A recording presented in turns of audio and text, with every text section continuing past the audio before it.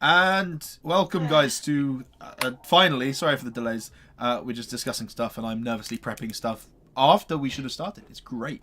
So we are here with our third session on stream of We Need a Plan, Curse of Strahd story. And I mean, we're ready to just dive right into it. I feel. All you can see everyone's names surrounding me. We've got Snake, Sean, Harry, Sophie, and last but not least, Elliot right here. I get to do little hand movements. It's fun. You've met them all before if you've watched the stuff before, and if you haven't met them before, then you'll get to meet them very, very quickly. I'll give us a quick recap as well, if we're all good with that. I guess I'll take over doing recaps. You guys take over. You guys maintain the writing of it all. So last session, the party basically had to decide over the morality of dealing with an individual kept in the locked basement of a church, who was apparently turned, according to his father, the priest there, Donovich. The party eventually decided not to go exploring down in there for as it was something that they could come back to and resolve in the future if they so needed to. And again, with the persuasion going both ways in the party, sort of reason to go down there and deal with it one way or another, or leave it, but they're leaving it one out. And the party headed back to pick up Irina to head on to Vallaki. Now, I butchered the distances on this slightly, but it's totally fine because it rained a lot and there's a big fight, so there's lots of time that's been used up. So it kind of makes enough sense anyway. And the party isn't in its best shape as it is. But the party headed out of Barovia with Irina and with Ismark, and journeyed along the road, crossing a bridge over this sort of clear river that ran through the valley, before arriving at this crossroads where one path led down towards just led round and across to towards Vallaki. The other one headed towards this encampment, this Tser Pool, that was there, and marked on Ismark's map. They saw a graveyard with a rather weird looking man, sort of very long brim hat, wild hair, digging a grave with a cart nearby. And Guzza, being the good individual that he is, decided to head over and start digging away and helping him with his task. The rest of the party being a bit apprehensive about this whole circumstance, and Ismark and Irina sort of lurking around but not actively pushing the party to go one way or another, but indicating that going to the Tser encampment would be good to sort of rest up, even though the individuals there are perhaps not the most trustworthy. As luck would have it, Richter headed over to the carts where the bodies were being kept, and when the bodies came to life, the individual who's digging disapparated, and the party was beset upon by several undead figures, including some that fell from the gallows that were previously empty. After a bit of fighting, they heard howls in the distance, and some wolves barreled down into this graveyard area, pushing the party to their very limit, really, including a couple of very close calls for Richter, and unfortunately, Zadie, Sean's character, died to some unfortunate dice, some unfortunate scenarios, and a very tough fight. However, all was not lost at that point, as the fight continued, as she lay dead on the ground, and before we knew it, she sprung back to life. She shot up in the air, her wings bursting out behind her that had previously not been seen, whereupon she set herself back down, and her eyes were not there anymore. The fight continued. One of the wolves ran away, and I believe it was either Guzza or Richter who saw off in the distance another wolf just kind of watching from the distance in the woods in the mist line, as they both sort of disappeared away. Sure, I wasn't sure if you were unconscious. But with the fight over, the party very much damaged and hurt. Zadie headed over to this one remaining hanging individual who was on the gallows, which turned out to be, at least to her, appeared to be her, which is obviously a very surreal experience. So she cut them down, took them over to the shallow grave and buried them, whereupon others were sort of having several confrontations at once. Guzza, seeing Trundle's fairly feral state, was pretty not okay with that, whilst Rhea levitated him into the air and pulled him away from Trundle's sort of vicious form. again, Zayd Because it was also not okay with that. was also not okay with that.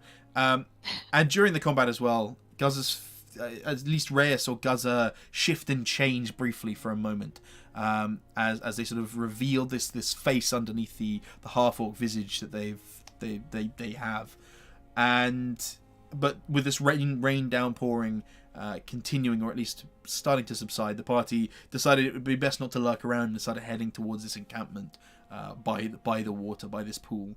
And we ended with them, again, this battered, bruised group of individuals making their way towards sound and noise off in the distance. They could see a fire burning, some sounds of merriment, and what looked like a few horses far distant, sort of lined up against the riverbanks, of drinking from its water, as the sky sort of cleared. But it's now kicked into the mid-afternoon at this point, due to me fucking up the timings and all that. But that's where we're going to come in. So as you guys sort of lick your wounds a bit, not even stopping for a short rest, but making your way down through this sort of pathway that tends towards sort of a muddy path winding through these trees, you can see that there are deep ruts in the mud, which look like wagon tracks, effectively. They lead on through these sort of misty branches, and it sort of gives way after a little while to what appears to be a clearing next to this lake. And the clearing itself is populated by what look like a couple of wagons. You see a row of about half a dozen horses, at least from here. A large tent has been set up, and in amongst the wagons a fire sort of burns. A few individual figures standing there. You can see them as you approach from a couple hundred feet away. They look to be wearing kind of slightly more vibrant colours than you've seen anyone else wear here. Very similar to the individuals you saw in the Blood on the Vine tavern. And again, no one seems to be sort of watching you guys come in, but you can see them sitting by this fire, cheering, drinks in hands, just chatting and laughing and having a good time. Beyond that, you see these colourful tents. There's sort of these barrels sitting on top of these wagons, and as you sort of journey in, I guess I just hand it straight over to you guys. What would you like to do?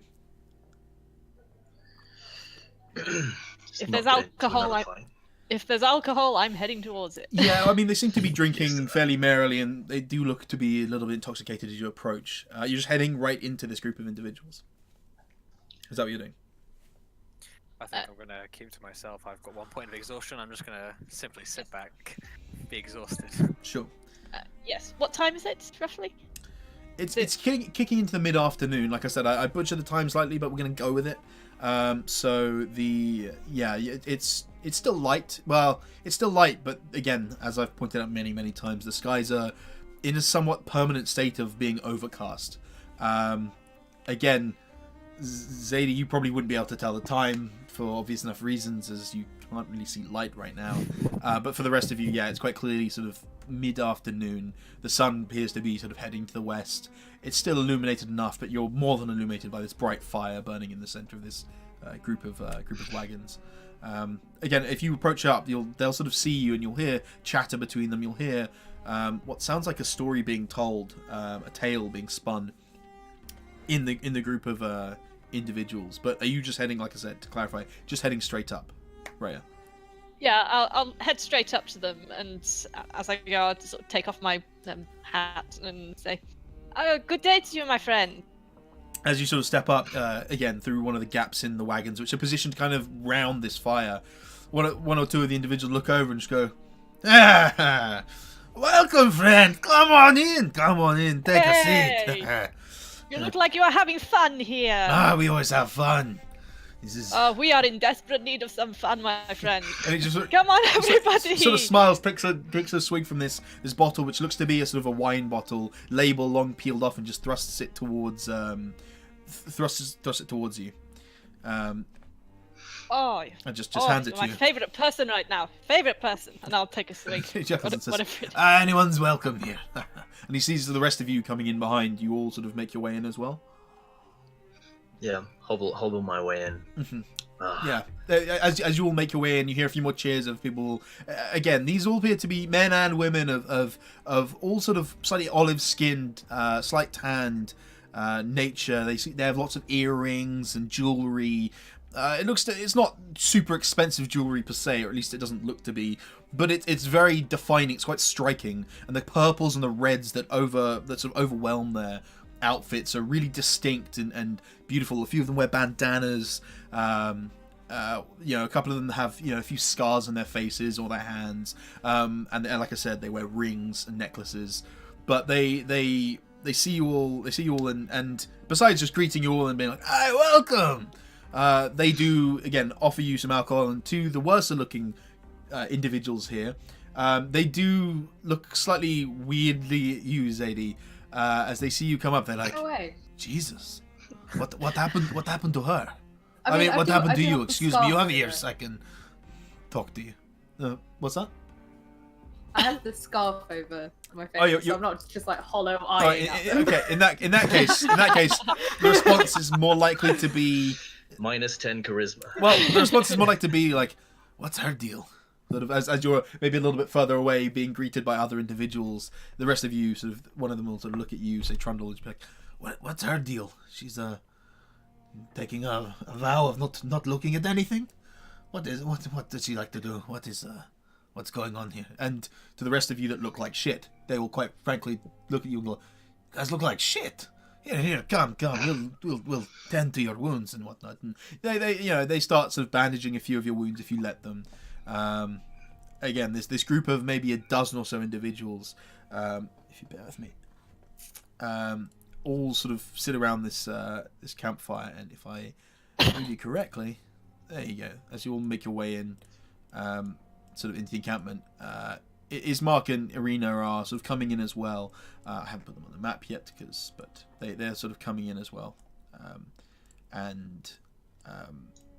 Again, they do apologise for not taking part in the fight per se, but Ismark sort of just kind of bluntly tells you, "I'm looking after my sister. If I get involved in the fight, she gets involved in the fight, and then maybe, well, it's best not to Perhaps think if we about were to die, you'd be left alone. And then who would take care of both of you? it." Yeah, you see him sort of. You Battered see him. and Yeah. bruised, soaked in blood. Saying, Perhaps if you learned to leave shit alone, we wouldn't have to fight at all. I did not want to interfere with the Gravekeeper. No, you interfere with the dead bodies he was burying instead. Look how How that am I turned out. supposed to know that they were still alive? For safety, maybe you just not touch anything in the future.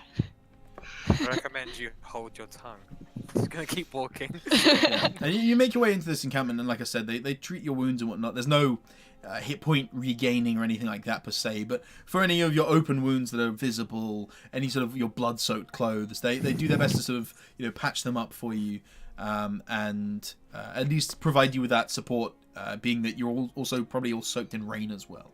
They offer you space by the fire. They move to one side and sort of provide you. I know it doesn't matter too much, but they provide you with fire. Yep. I can't see the fire, right? No. You see, Can I? so it's kind of interesting. Feel.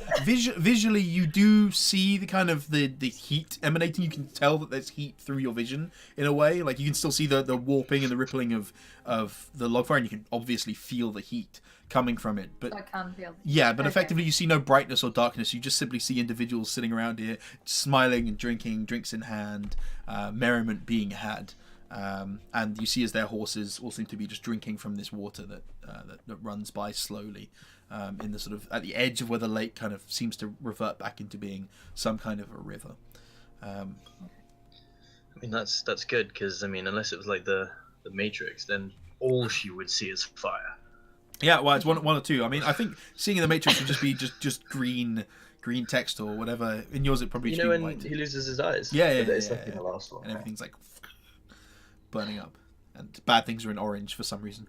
But you all make your way into the encampment as this tale is being spun by one of the people, and they say, "Hey, come listen, yes," and gesture towards one of the sort of older-looking Vistani individuals. You don't know their names, but you'll get that quickly. They do introduce themselves as sort of Vistani individuals. But you see as this one guy with a slightly thicker, pointed grey beard. Again, some scarring on his face. He definitely looks probably in his 50s, maybe early 60s, as he sits there, and they all regale around him as he takes a deep swig from a flask and sets it down. He goes, Well, as we have visitors, do we not want to regale the tale of the mighty wizard that came and fell before the hands of that old cook? And they'll sort of cheer and regale as they look across at you. Say, would you like to hear the tale, friends? Plus you. Yes! Hell yes! I'm well into this straight away. I haven't given the bottle back. I'm still chugging. Sure. I mean, there seems to be an influx of alcohols being passed around. There doesn't seem to be any shortage, per se. Magnificent. Yeah. So I'm gonna put the bottle in. My favorite kind of storytelling. and as they all sit around here, go ahead. Also, those of you who are who's not partaking in drinks at this point? Me. I'm not gonna drink. Cool. Yeah, I mean, yeah, you got I'm a battered and religious bruised, folk. I just want to relax. Okay. Just go ahead. Go ahead. Candles. Each of you make me a perception check. Just as this is taking place. Oh, what check? Sorry? You cut out when you said Perception. that. Perception, a sure thing. Yeah, 22 is pretty. I see everything. Well, I see they're kind. within your range, so you do indeed see almost everything. You see as this I see. you see this is happening again. There's a couple of individuals over by the the. highest perception roll I've ever rolled. Well, you see, I think it's almost the highest you can. No roll. eyes as well. You see and sense as Level of irony. as one of the two individuals to the northwest, shall we say, by the cart, just sort of just taking a swig, just wanders off to. You see him sort of glance over towards this tent, the bigger tent that seems to be set up over, sort of that you've almost gone past, and he sort of makes his way over inside the tent and disappears for a little while. But I mean, that's all you notice. He doesn't seem to be like, he does look in your direction, sort of curious, and toasts you as you come in, but he seems to wander off into this tent and just disappears for a little while. But they all sort of await sort of all of you to sit around the fire as drinks again are passed out. If you refuse them, there's sort of like no hard feelings, as they do observe that a couple of you are holy individuals. But they gesture for you to sit by the fire. I would like to sit by the fire. Absolutely. Is there Nice anything and warm. non-alcoholic that we could be drinking here? You ask. Maybe a ration for myself. Sure. If you ask them yourselves, they sort of chuckle. Hey, we have water and the like, but sure. And they'll go grab you some stuff if you like. And I mean, we discussed what water was last time, and Zadie said it was like slushy for Zadie in that bar. So I don't know what quality water they do over here. They bring There's you got out some running water nearby. They bring you out water. It seems to be pretty damn clear. Just grabbed from effectively what would be a box, used to port bottles. Some of them are full with wine. Some of them are just filled with clear liquid. He sort of just brings one out and hands it to you. And again, it does indeed appear to be water. As you sort of smell it, there's no scent that comes off of it. Anything. It just looks pretty clear, pretty clean. Maybe like you get that slight white, fleckly stuff, but nothing major. The kind of stuff you'd get in tap water. Particles, Exactly. Okay, well, I sit down and chew my water. And It's actually very clean and quite refreshing. no, sure.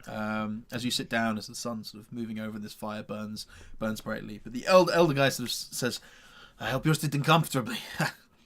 He sort of like brings his hands up in this sort of very dramatic style and starts regaling a tale. And he sort of says, you have all heard the tale of the mighty wizard.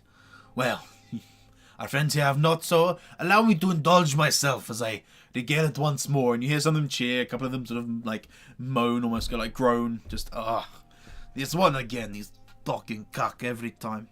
And he sort of looks across at you all and goes, and focuses this mainly towards all of you. Says, well, it was about a year ago when a mighty wizard came to this land. I remember him like it was yesterday. He stood exactly where you're standing, in fact, and he was very charismatic. Quite the ladies' man, they might say. He thought he could rally the people of Barovia against the Devil's Strahd. And as they say the Devil's Strahd, you hear this kind of like this, just very much theatrical. They're all involved in it. And as he does, he sort of waves his hand near the fire, and you see it almost like burst brightly, just sort of this ripple of flame, and they all sort of dramatically pull back from it. He stirred them with thoughts of revolt and bore them to the castle en masse. When the vampire appeared, the wizard's peasant army fled in terror. A few stood their ground and were never seen again. And another ripple of sort of like quiet suspense ripples out from everyone.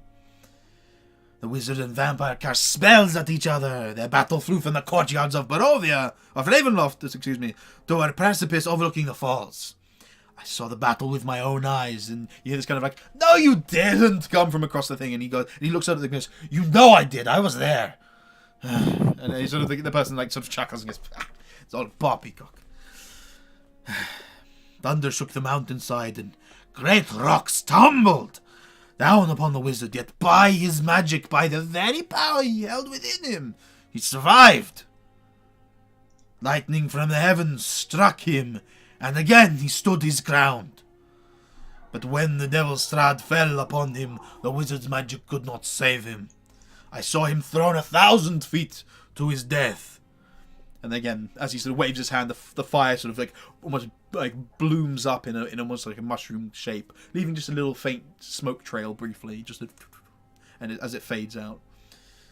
I climbed down to the river to, search the wizard's body, see if he had anything of interest on him, anything of value. As he'll chuckle a little bit more, he says, "But the river Ivlis," as he gestures to the river where the horses drink, "had already bore him away." And there's sort of like this sort of sigh from the group as the tale sort of ends without any sort of riches on his behalf. And that is the tale of the wizard who came here and tried to rally up against the devil himself. But even a man of his power, of his nature, was not strong enough to destroy that demon that lives on the hill. And he sort of looks at all of you, and again the fire sort of flickers down a little bit almost. As you see, as we were watching it, it was almost licking colours of purple or green just briefly. As he sort of pulls his hands down and sort of bows and goes, "And that is the tale." I start clapping. Brilliantly told, my friend! Yeah, and there's like little cheers, little bits. Again, some people groaning as like heard the story before. But yeah, he sort of nods and says, "Thank you. It is every word I tell in that story is just true, and I swear that on my family. I swear that on all the people here today." And he sort of gestures to all the others, and they all sort of like, just chuckle and like wave it off. Just tell us, friends, where have you come from? You are not like many individuals we see around here. And you see Ismark and Arena sort of sitting there, just keeping quiet, but kind of watching. Do you mean Barovia or in general? I sort of look back to her. I assume Barovia is in the rough direction. He chuckles and says, "Friends, this whole place is Barovia. You mean the village? That is the village of Barovia, but this land too bears the name Barovia." So That's where I mean. he chuckles, he says, "Well, you sure don't look like anyone who comes from around here. Not that this is a bad thing. You're visitors, and you are welcome." And what of you? How did you come across this land? He said, "I ask you the question first, friends." Well, one of us has given an answer. Surely that should suffice.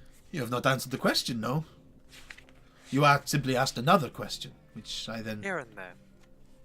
Regardless, I tell you that perhaps my stumbling upon Barovia is indeed a mistake on my behalf, or my friends. But now I turn the question to you. What about you? How did you come across Barovia? We live here. We've always Your lived entire here. life? Your entire life? Our entire lives. We travel across the land a little bit, but this is our encampment. We have And your been, mothers and fathers? Yeah. Also from Barovia? by all means. Generations even. They have sat under Madame Eva for the longest of times. See. And he sort of gestures towards the tent where Zadie, you saw the individual go in, who is now sort of returned out here, and sort of stepped back out and resumed their place, just watching for a little while. But you do see them looking at you. Is it safe to say you understand the lay of the land, perhaps? Chuckles slightly. Says, "Yes, we know the land. Of course we know the land. We are from here. We are born and bred here. And, Are there any places that foreigners, should you call us that, should be aware of? visitors, not foreigners. Visitors? What do you mean be aware of? It is, Is there anything that is common knowledge to you, but perhaps not to the visitor? he just chuckles.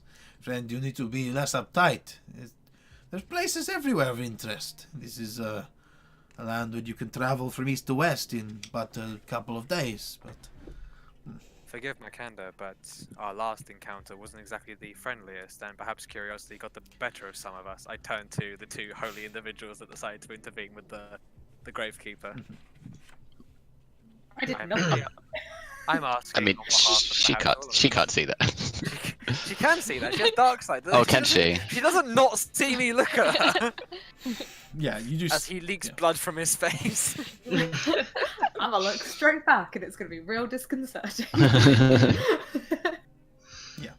But there's You just still a have the coffin eyebrows sort of away. like wiggling around above. I Like, don't know. Do I still have eyebrows? Well, no one can see them because you have stuff Oh over your yeah, eyes. that's true. So. No, not at the moment. Scarred and Like a scratched, caricature. probably. Yeah, because there's like deep holes basically where your eye sockets are. So your brows are kind of sit right on that line from Where's, being scratched and scarred. where's that spell that regrows body parts? Regenerate, I believe, is a 7th level spell. So Soon, In then. due time. Soon. Due time. Maybe next session. maybe. But it's like so he just sort of looks at you all. But you need a place to rest tonight, I suppose. You're welcome to rest here by our fire. He sort of gives another sort of dramatic bow towards you all. But you see that some of you do not drink. This is okay. It is of our culture to imbibe ourselves. And he glances over as you see again, Zadie. You sort of almost sense that the individual who you sort of go over to the tent before sort of makes his way over towards you as a collective and sort of looks at you directly as a group. And again, looking across all of you, bear with me, excuse me, just turned the wrong page. No, to an unnecessary page. Stabs you. Yeah. That's exactly In what the eye. happens. A casual knife to the gut. Slips it in, slips it out. You notice nothing. Yeah, what you Casual iron pot to the face. well, you see, he wanders over to all of you and just looks across you all as a collective and putting his hands together, he says, "If you would indulge us, Madame Eva would like to meet with you all, if that's okay." She says she has. I am so terribly sorry.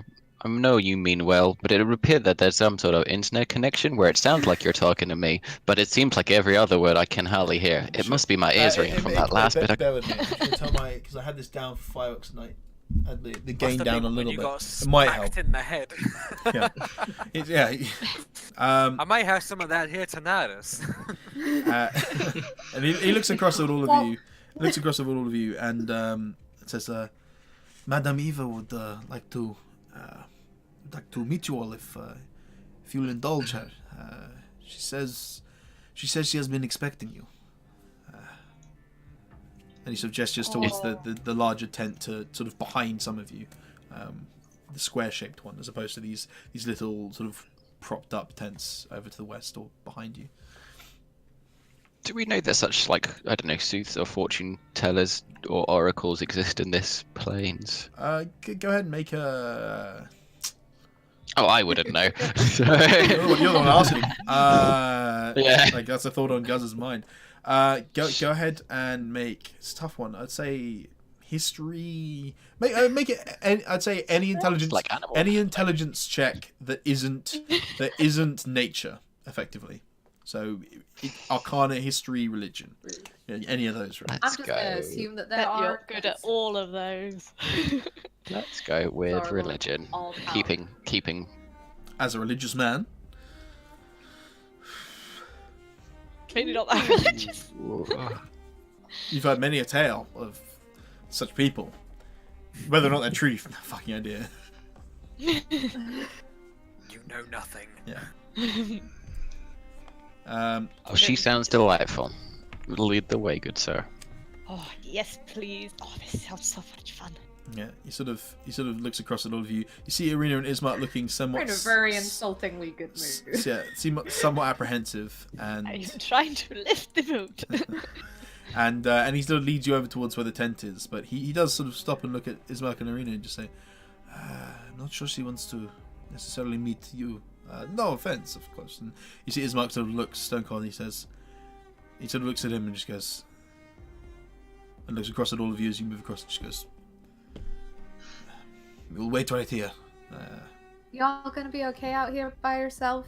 We can not. He not like Ismark reluctantly nods and sort of looks at the individual who led them over and just says, "If you hear any sounds come from us, well, we'll be right here." So, and he sort of he just We will come to your stands there with his weapon, just resting on his weapon. And Arena sort of steps to one side and sort of just seems to be petting one of the horses nearby, as you're led towards this tent. So are you all heading into this tent as well? Yeah, Just wanna, as we walk off. Yep. Tell Sure. Ismark to remain aware. We do not know how long we'll be. Yeah, if they hear some noise, they could help us out too. Yeah. In a completely like non. Ismark's sort of stone cold thing breaks slightly and just sort of smirks slightly. He goes, "Don't worry, we will be in there if we hear anything strange." But he sort of steps aside again with a steely sort of look on his face, sort of back on his face. A good night's rest goes a long way. As I walk over with Richter, I'll be next to him and be like, I wouldn't worry so much. They're pretty good at staying out of trouble. Or out of the action in general. But I just, without meaning to be like vindictive with it, just like, I've seen Good them learner lesson. nothing. I share those thoughts, but perhaps in a different manner. And this individual, this Vistani individual, who sort of smiles and sort of holds it open for you, almost like but lowering his head slightly as a bow, just holds open one side of the tent as the other one sort of, it opens it enough that you can also duck your head in slight and move into this tent, which it's a good 10, 12 feet high, so none of you have any real issues getting inside. But you see as there's sort of this fire within, this reddish green glow over the interior of the tent, as you see that sitting at a table is a very, very elderly looking woman. She looks to be at the very least in her mid-70s. Age lines rack her face. Her grey hair tumbles back. It's thin at its roots. She sort of sits at this table, which appears to be covered with a black velvet cloth, and you see that resting on top of the table there's a small orb just sitting in a small metal lattice work almost that just rests on the table, as she sort of leans over and seems to be staring at it intently. But as you step inside the tent, you see as like her head flicks up and looks at those of you that enter. Who's sort of heading in first? I guess I'll lead, seeing as I've always led. I was going to Oh, follow God. with Richter, but if no one else, Yeah. so I was walking along with him. Yeah, Guz will walk alongside me. I'll Yeah, take the I'll- back. I'll follow after Guzza and Richter. Mm-hmm. I'll Just leave if Zadie tied Zadie's up. there, I'll be. She'll be alright. there then. Yeah. Sure. Yeah. So as you again step in, the individual's head, she sort of leans back slightly from this orb as those of you, again, it's a bit tight inside, but you're able to fit in no problem despite the size on the map. Don't get too bogged down by that. As you all sort of step in and fill the space, she looks up as she sees you all enter, and she goes, "At last you have arrived." She pulls her hands together and sort of claps them. You see these like, rather leathery, wrinkled hands that look like they've seen an age. As she sort of just looks across at all of you, her eyes slightly clouded, almost cataract-like, as the light glimmers and catches her face. Again, you see her teeth are yellowed and whatnot. But she sits there, sort of looking at you all and goes, "You're all here." And she looks over at the back and goes, "Trandol is here. You have a dark past, child. Very dark, strange past, but a more mysterious future. And of all the people who look the most normalist, for people who would be in this land, you're like a swan on water. Beneath the surface, there's a whole lot more going on, I see." Quiet, you know nothing of it. Did we I know more than you think. Zadie, you're filled with a lot of optimism, I see. But recent events... recent events have left you... questioning yourself. Questioning Your faith. She... No, ma'am. Strong as ever there. Just clumsy. Interesting. Mr. Elthwick. She spins her head slowly, just sort of crooks her neck towards you, Richter. What is it that you desire here? You came with a purpose to hunt werewolves, but you're not of the hunting kind. It's most strange, most mysterious. You're all shrouded in mystery, but I can see through the haze. Don't talk of what you don't know. I know more than you think, child. Don't Rhea, worry. and she sort of just brushes you off. I was like looking towards Rhea. Rhea and Othar. A petty thief. Dragged here almost unwillingly, if not for her desire to. And she sort of glances back over towards Zadie. Appease a friend, if you would even call her that. And then her head just sort of crones slightly to the left as she looks at you. Gaza. Gaza. At least that's what they call you, isn't it? Interesting. You're a most strange child. A child of another place, another time. But I suppose that I will let you do the talking when it comes to that. But I'm not here to tell you about your past. You give me enough to think that I could perhaps. And she sort of waves her hand, like raises her hand across the table slowly. Again, this gnarled hand, just, and you see a deck of cards just resting on the velvet, the crushed velvet. This deck of cards, black backed, little gold, intricate lining on the sides of it. She just waves her hands over it and just says, "They look a little bit tattered, but nothing crazy. I suppose I could read your fortunes, children, if you so please. The cards tell many fates. But today they try to tell yours, if you will have them." She sort of just leans back. You hear the sort of cracking of her back slightly as she sort of, her hunch is still very much there. Her head is sort of protruded forward. And she leans back and sits back in the chair, sort of creaks slightly under her sort of rather lithe form. Is there a chair like in front of her table? Just the one that she's sitting on. Okay. There's enough space though for you to crowd around. It's quite cramped inside, but not crazily so. You are able to move. Yeah. It's not combat or anything like that, so you're able to move very, very freely sort of around this table. I'll step forward and I'll, by all means, Temptress, tell me, what do you see of me? Oh, not you alone, Elthwick. All of you. You've been brought to this land now by the devil himself. But you wish to know how to get out? How to... And she just sort of smirks slightly. How to see yourself through this hellscape you find yourselves in.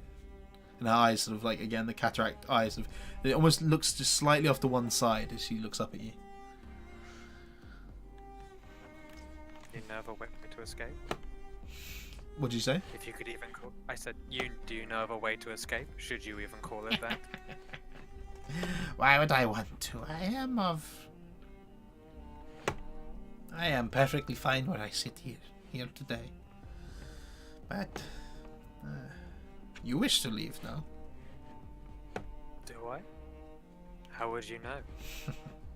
Perhaps it was my intention to remain here the moment I realized where I was.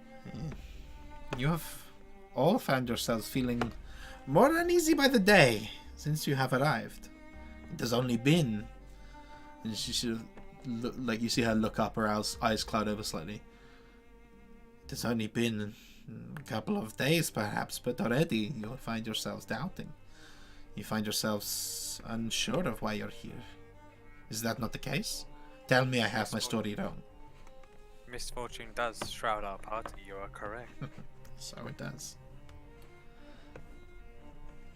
Miss, I'm awful sorry to interrupt, but it appears what you said earlier is that you might be able to tell us of our fortunes or our future. Now, from what I recall, this would have been great information. And I look back at Zadie and be like, this would have been great information almost 6 hours ago, but sadly we are past that now. But Oh, anything you can offer to tell us, I'd be most grateful. And if it requires coin or labor around here, I'm sure I'll do my part. oh, it does. Although, I'd actually rather you didn't look at mine. My daddy used to say that this kind of stuff is, it's handed down by those false beings. The only true truth can come from Palor, and is that where it's coming from? Because otherwise I have to say. She smirks slightly and says, "Oh, so doubtful and yet so trusting of the texts in which you dived headfirst into as a child.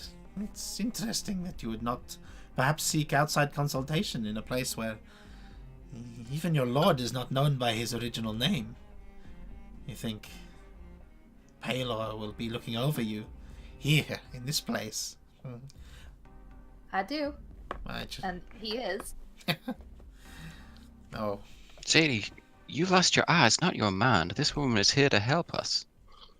I also I'm not here to died. help either. I am. Rest easy, Gaza. It's a small price to We pay, do not- and we do not know he's about right. I was having doubts, and I was not doing my best, so he's testing me, and it's like I know where I'm at, and it's fine. She smiles and says, "Well, believe what you will. It is not seeing a path for your future. It is not seeing your future laid out before you. It is simply giving you a path, something to follow, something to find, someone to find.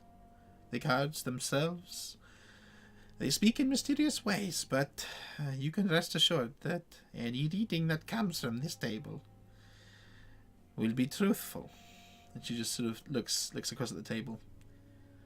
"The choice is yours. It seems you are divided, but you don't all have to You be piqued my present, interest. perhaps, but..." She sort of shrugs slightly. You hear like another crack in her back.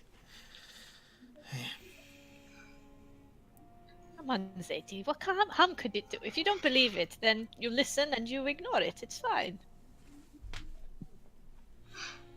We do not know her intention. You do not need to believe whatever she shall say. My intentions are simply to provide a reading. Forgive me I if have I no do ill not believe. intent. Nor do I have... Well, you can insight check her, but I have no ill intent, nor do... I will insight check her then on that remark. Well, you can always ask. You can always Recognise ask if you'd like to make an insight check. Forgetting Hashtag meta. / do I believe her? Alright. Apparently, everything's a-okay, Chief. Yes, Just you're slightly a more 9. unsure. She appears to be, I mean, genuine. she's a being clouded in mystery, but you don't get any sense that she's hiding anything malicious behind or anything. And rags. Yeah, and rags, yes. But she just looks across at you all again. She lets out another sort of, "Oh, children." Before we continue, miss, what is your business travelling with these people? "Oh, I do not travel. This is my encampment." You just happen to be here while these people gather around and claim to find umbrage underneath. These people are... I wouldn't say under me. These people are simply... I am of the Vistani as well. I simply oversee them all. That is all here. I see. And And nevertheless, I will remain. You have my interests for now. she smirks slightly. And what about the rest of you? Trundle, you've been awfully quiet. Not You may unlike tell you. the fortunes. Sorry, go for it. You may tell the fortunes of people who you do not know. I would be enlightened, perhaps. I know a lot more about you than you think you know. Than you think I do. But she just shrugs slightly. She Just sees make her a eyes unclouded, behind his Trundle. back. Those with the worst vision often, and she again shoots a look to you, Zadie, often see more than the rest of everyone else. It is... It is my curse, after all. Eyes unclouded, wouldn't you agree? And she just smirks slightly. So, If you are ready, let this begin. And she pulls this again faded set of cards with black backs, a little gold lining on them. Just starts sort of just shuffling them. You see her sort of arc them between her hands, shuffling them with clear magical prowess and power. It's sort of not making a show of it per se, more just mixing the deck as it should be mixed. You see as she then sets that deck down, pulls out another set of cards, all with the same backs and whatnot as the previous ones, and shuffles them some more. You see a few faces and whatnot flash by as she does so, and she sort of sets them down on either side as she sort of glances across at all of you. If you bear with me. And then she lays out in a cross pattern, sort of she lays out 1, 2, 3, 4, 5 cards, placing the final one. Or so 1, 2, 3, 4 before setting that deck aside, pulling the smaller deck and drawing a card from it and placing it again face down in the center of these 4 in this cross shape. I just want something slightly different music-wise, but I'm not sure if there is much that will be appropriate. That because a lot of the stuff I've lined up here is like. Did you see the ones I linked? Because that's what I did. This is probably gonna be like death music, isn't it? Oh, good. Oh, this is really ominous. How? Why not? how Why not? appropriate. Why not? Why not? I say. Put on some Slipknot. Yeah, just why not? Oh yeah, Pulse of the Maggots. Oh yeah, nice. So, as she sort of gestures across the cards, she points at them one after another. Like again, as they sit there, face down, and the first one she places her finger on and says, "Well, your fortune is to be red." And her eyes cloud over fully, like a milky white. As she places her hand on the first one, she looks up to the skies and just mutters out, "These cards tells of history, knowledge of the ancient, which will help you better understand your enemy." And she pulls her hand up, just raising it up, and the card just drifts up into the air, slowly turns itself over, and then just drops down onto the space where you can see that there's like a sort of a small marking on the silky baize. As you see, let's get this. This is going to be really difficult to move you all the way across there, so I'm going to bring the screen to you guys, because it's really... Has anyone else got server interrupt, or is it just me? I don't right now, but you know it can happen at different rates. I'm still with. I'll read log. As you see... I think I'm not facing any problems. Yeah, I'm not facing any either, but I don't know. So you see laid out on this table, what you see in front of you, as she gestures over this one here. As she pulls her hand up, it slowly rotates, flips, and drops back down at the table. As you see a man, sorry, not even a man, a woman holding a sword, and the text simply saying, "The Avenger, do not move the cards." When you know. Sorry, that was an accident. I clicked on the That's screen to try and that's focus all back right. on it. That's totally fine, man. Totally fine. I didn't realise that would happen. It might be. That was overly dramatic. I don't Let's actually move care. the cards. Just Richter interferes. You can see them. You can see them laid out in front of you. The Fate Weaver. As the card flips over, you see her eyes again cloud a slightly different colour, almost a grey, as her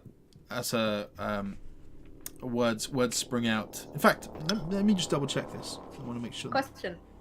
Mm-hmm. Can I make out the details on the card, or can I just see that there are I'm just making sure cards? that I've done the right card here. Bear with me.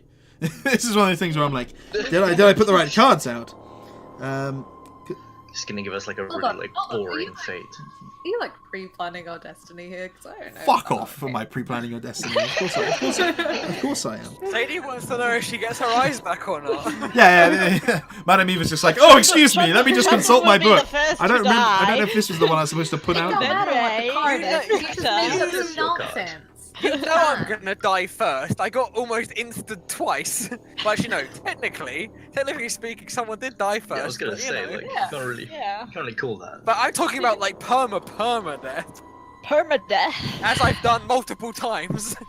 I guess you are. You know what? You know what? Right, That is actually everyone's gonna vote for his funny dying enough. I know once. that all the others are correct, but I was having a Oh, God. debate, and I believe that this one's actually incorrect. When you tell a fortune that the cards are incorrect. Yeah, I mean it's telling me a lot right here. Okay, I bear with me. I have want to real- find. I have real I want to faith in find. this I woman's want to abilities find the now. one that I had before. Professional fortune teller. So This I want- card. I want my money back, please. Oh, we didn't pay I need to find the correct one. I know it's here. I know it's here. It's a shame. Fucking know it's here. How many cards are there in the deck? Is it standard deck? You, Is it- you have no. Cut to commercial. You have no idea. No. And now a brief infomercial. Yeah. Hi there, my name's Gus. Okay, yeah. In fact, you don't see that card because I want this to be slightly different. Again, I'm gonna my have question though, can Zadie see what the cards are? Or can she just... None of us yeah, can you right can. now. You can. You can make out. Oh, actually, that's tough. I'll say you can. Have eyes. Well, Kinda. well, that's the thing. It's blind sight, and blind sights would I interpret blind sight to be kind of surfaces. Yeah, like that's say, kind of what I was say thinking. for example, it was embossed, like it was text that was like metal text embedded on a metal sign that was, it was actually raised. You'd be able to determine that difference, but with text on a card, perhaps not. Actually, it's a tough one. I have to consult it. I'll say for now you can't. But we'll Okay. because of that sort of understanding of how we think it works. But I'll double check to see what blind sight specifically states, and we'll see if anything's. 'Cause I was going to test out writing later to see. That'll be interesting. We'll see. Do you guys remember when we invented Braille? That was good fun. That was awesome. The card does not have Braille on it. It's not. However, I will actually, and I may rescind this, but I will not. That one is actually incorrect. I'm gonna have to. I will not bother digging through the deck now because it's a pain in the ass to go and find. But you see, card turned over with a simple looking holy man on, and it simply has what looks to be effectively a monk in simple garb, a belt tied, a kind of a balding head, that very much a crown, like a bald crown. As he just sits there, and it does just read the text monk. And as you look at it, she holds her hand there. I may have to reshuffle these because I may have got them incorrect, but I don't think I have. She literally holds her hand above it and says, "The treasure you seek is hidden behind the sun, in the house of a saint." As her sort of words echo out, she sort of, the card having dropped there, she sort of pulls her hand back and her eyes decloud before she almost reaches back into it and pulls her hand over the second one. Again, she places her hand over it and reels out to you. "This card tells of a powerful force for good and protection, a holy symbol of great hope." As she pulls her hand up again and it turns and flips, you see what looks to be... Oh, this is where I'm going to have got them in the wrong order, potentially. Oh god. Who did that? No, this is correct. Harry. Thanks, Harry. Good lad. Good lad. All in one drawer as well, so it didn't like pop up partway through. Holy. Yeah, you see what looks like a bishop with a sort of a long neck thing and holding a censer, waving it around. As she sort of looks back and says, "What you seek lies in a pile of treasure beyond a set of amber doors." And she sort of just again pulls her hand away, moving it over the third one on the right hand side. She then speaks out, "This is a card of power and strength. It tells of a weapon of vengeance, a sword of pure sunlight." She raises her hand up and it sort of just again floats and slowly twists before landing, scattering and landing on the surface. As she sort of again gestures to it, "Look for a den of wolves in the hills overlooking a mountain lake. The treasure belongs to Mother Night," which, as you've heard previously, is one of the two seeming gods in this place, the Morning Lord and the Mother Night. She then pulls her hand over the fourth one. This one she pauses on for a moment and just says, let me just get this. I want to make sure I got the order in this right. As she sort of raises her hand and it flips. This one. It's really annoying that the first one's wrong and now I don't trust myself to have it right. Yeah, she sort of raises her hand on it as it starts to turn and says, "This will tell you of a powerful quest, something not tangible, but which will help you in your ultimate goal, to escape." And it flips and lands on like that way up. And as she looks at it through her clouded eyes, she says, "I see a fallen house, guarded by a great stone dragon." And she just sort of looks across at all of you as that appears, and she sort of smiles. "Restore what was once lost from this place." and light will shine once more. And she gestures her hand finally over the last one. Just says, your enemy is a creature of darkness, whose powers are beyond... Oh no, excuse me. Fuck! This is where you get everything mixed up and then change everything and then it doesn't make sense. Oh, damn. Yes, sir, it says, this card sheds light on the one who will help you greatly in the battle against the darkness. And she pulls her hand up, and again it flips, dropping into the centre of the table, as this one came from, having come from the other deck, drops open, and you see this one thing land there. As she just smirks slightly and says, look for an entertaining man with a monkey. This man is more than he seems. And she just sort of the air in the room drops slightly. The flames sort of start burning in this brazier off to the side, start burning at a more normal sort of burning light, as it seemed to have dimmed as this all took place, as you were sort of drawn into the whole experience. As this sort of, she leans back and you see her remove her other hand that was actually resting on the crystal ball. You hear again the sounds of outside almost fade back in as you hear some laughter and chuckling, and you hear the sort of the fire burning off in the distance. But she just looks at this all and says, these are your fates. This is how you will, should you be interested, leave this place. But a path lies ahead of you. Whether or not you look to follow it or not, it's entirely up to you. But without it, you will be blind in the darkness. So, she sort of just smirks again. And you see her look at the cards once more, gesture them out in front of you, and then with one sort of swift move, she sort of waves her hand over the table, and all the cards sort of pile back into their two separate decks. As again, she sort of clears the table. That's all I have for you here, children. Curious. A man. You said a man with a monkey. Do you know the location of this man? Do you know what artifact that he holds? She just smirks slightly and says, this man with the monkey does not possess anything.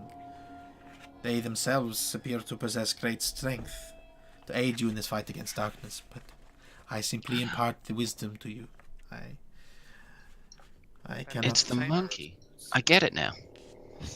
She chuckles slightly. The rule, you don't work with children or animals.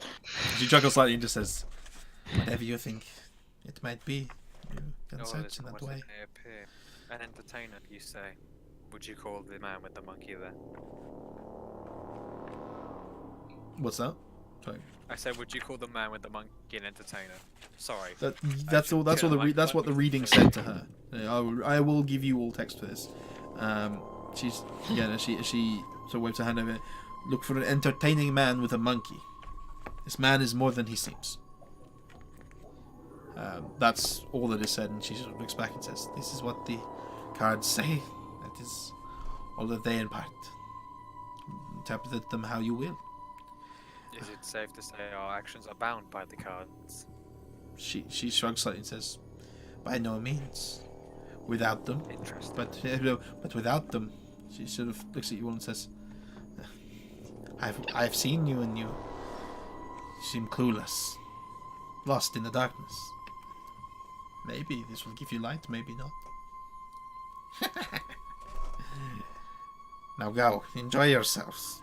And she sort of gestures to the back of the tent. Have a good evening. I leave. So I'm the first to leave. I will follow right behind Richter.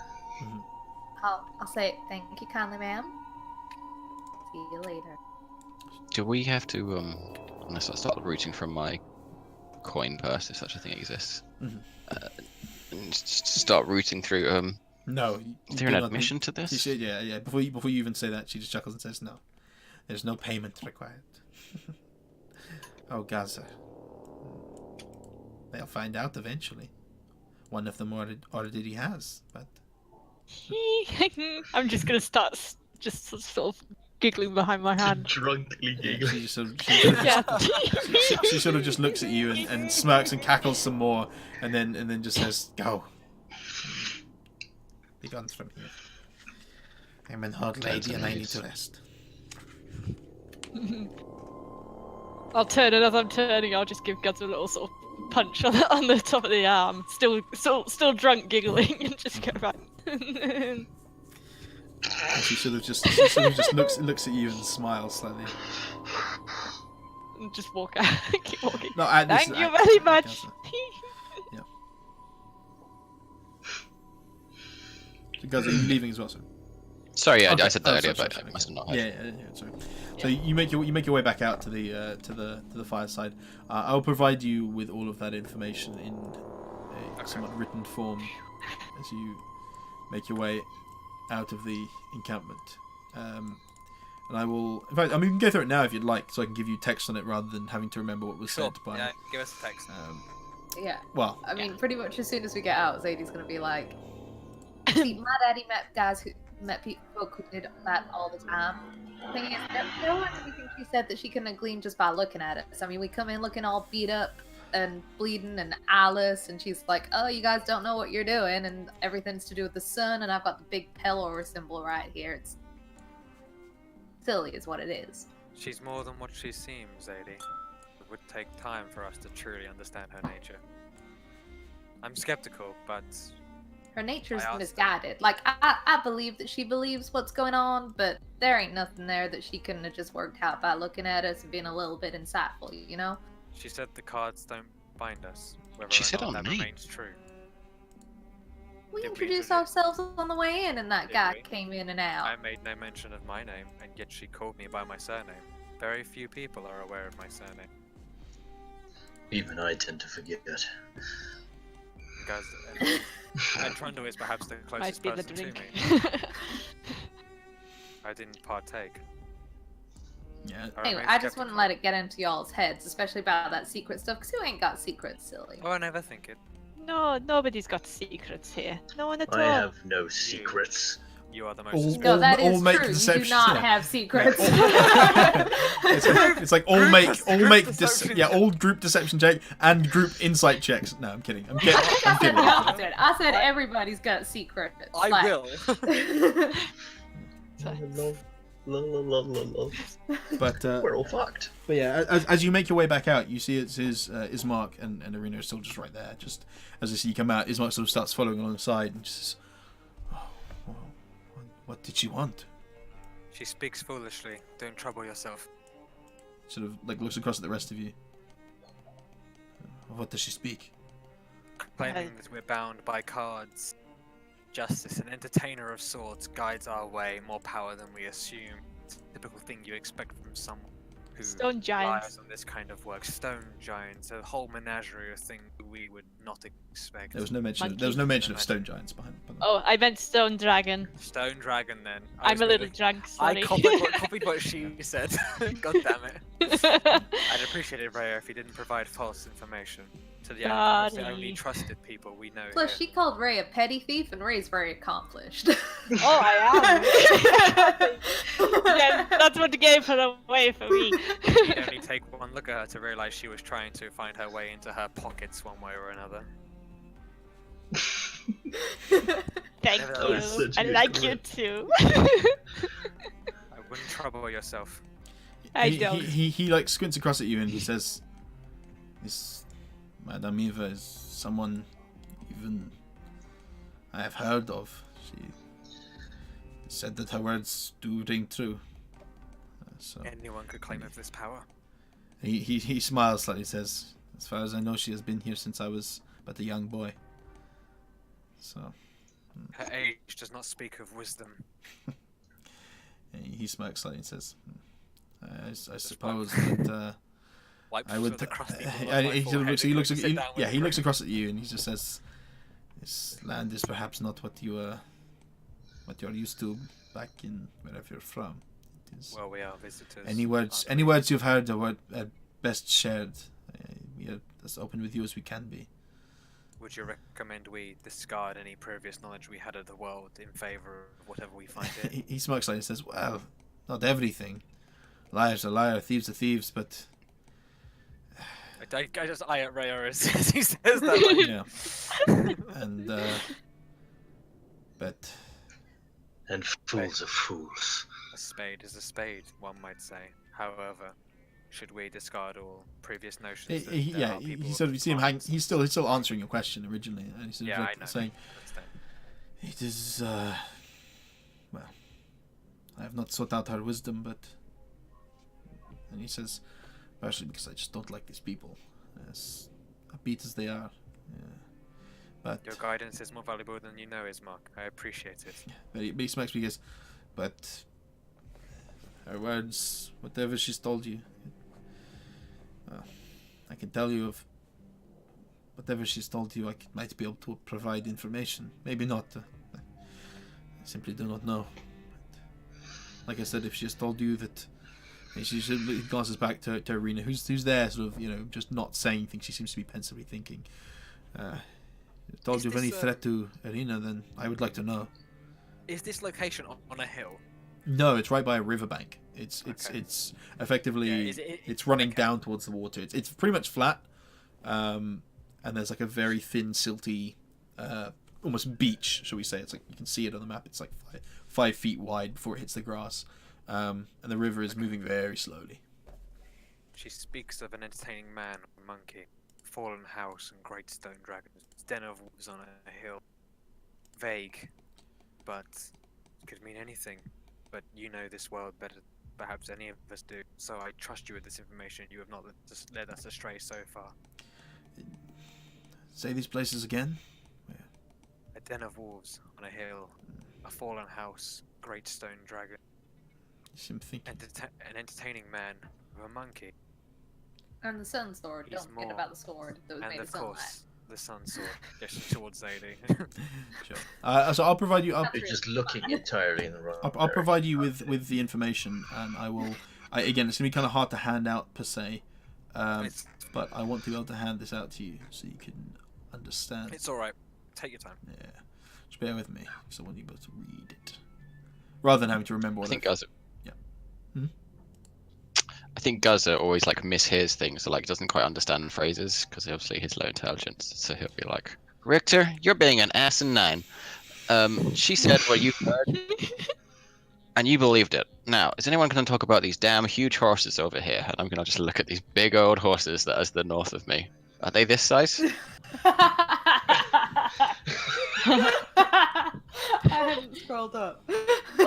These are they Large are large creatures. If that's what you're asking. Is a horse technically a large Yeah, creature? yeah, it's 100. Yeah. Wow. Of course it is. It's okay. like 10, it's Well, like a horse is I like get- 10 I mean, feet it long. makes- Like, yeah. Okay, it makes sense, but like I never thought of it like that, so it's quite surprising. Horses are fucking Yeah, big. man. You ride a horse, so you straddle the middle of it. There's a front and behind, in front of you. You know, it's Guys, I have to consider that perhaps these horses are not quite what you have encountered in your time. Oh no, I've dealt with horses before, and I'm going to try and walk up to one and But sort of like. no see if one it's horse cool. is the same. Sure, go ahead and make an animal handling check. Second one. Yeah! Yeah. Animal handling check. Take note. My thing crashed. Oh. So it That's doesn't what want happens when you to handle. That's what happens when you handle animals. Your client crashes. It's just not used to it. It's like who clicks animal hand? That's Ooh, pretty good. Ooh. So as you, that's pretty good. yeah, as you, oh god, I don't want you guys to see this in any sort of way. So as you go up towards it, you see it sort of its head stir slightly as it's looks over towards you with its one eye. But you approach it and are able to sort of just brush through its mane slightly, without any real issue. Again, they're a bit more spaced out than they look. Again, they're large creatures, but there's still space between them per se. And it sort of nuzzles its head towards you as it feels your hand sort of running along its back. It's perfectly fine, and Is it? Are we by the riverbank here? yeah, they are drinking from the riverbank effectively. Hey, look! I led this to water. I never do that. I mean, it was already out of the water, but sure, I'll I'll allow it. I sigh. don't believe that. I sigh loud enough that everyone can hear it. That's what I'm trying to encapsulate right now. Fucking hell. Okay, so I'm gonna try and copy paste this text, and Okay, so are we staying in this camp overnight? Is this where we're? It was sort of Thursday. mid-afternoon, wasn't it? So if it's Yeah. 4 So we hours, saying. we probably could if we wanted to. I mean, yeah, it's coming into the I'm evening over it. now. Like you know, they're drinking more heavily, and as you say that, Ismark says, "I think it's best we knuckle down. It's best not to be traveling during the night. You know, it can be a dangerous place." Unlike Yes. the daytime. Yes. Oh, He looks try our at luck you, but with that. he says, "This is perhaps And you because should know. this is perhaps because you tampered with things, but I can promise you, if you thought that was a threat, that time will only prove to be worse." That is fair. Okay, so if we're settling down here, first things first, we need to find some cover and have a look at what the hell is going on with Trundle. Trundle is still We quiet do- and, to be honest, very stressed out since the last incident. We do need to talk about this. I think it's important that we do. Yeah, I do not think this can be the what's the phrase? This is a something in a room. The giant horse in the room. The giant werewolf in the room. The entertaining man with a monkey in the room. Yeah. Okay. That's a good one. I like that. Okay, I'm gonna have to do this. I'll give you it in better form later, but I want to do this now, just so we have them all. So that this is the first. That's the first card. Second card. I think we'll all remember the Holy Man.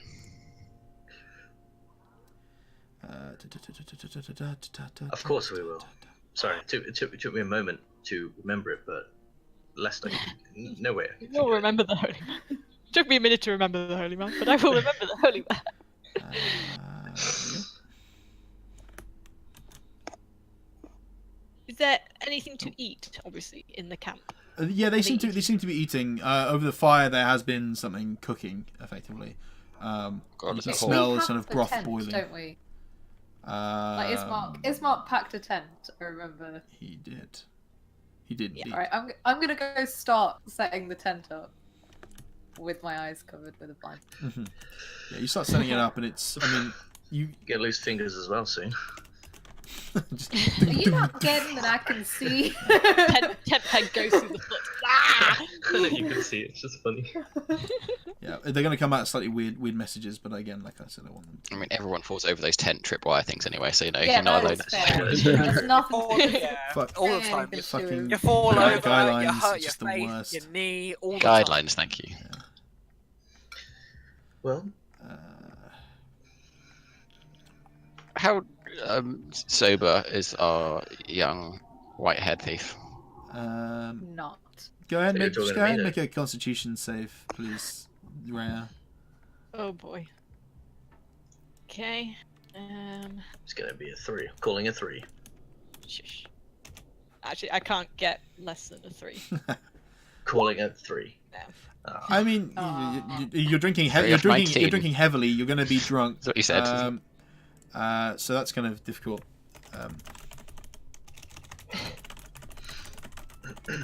You did use the phrase chugging in the same sentence as wine. I did, didn't I? Yeah, you know, fresher days are never over. We've all been there. 2 weeks ago. Very Yes, we've seen the can. I went to a cheese fondue and wine night a few days ago, and Lord in heaven's bath, I did not expect that much wine. Can't say no because it was Or given to me cheese. though. Yeah. Wow, cheese, I'll be honest. It was That much bonkers. cheese in a cheese and wine pot. That much wine. Why can't I fucking? There we go.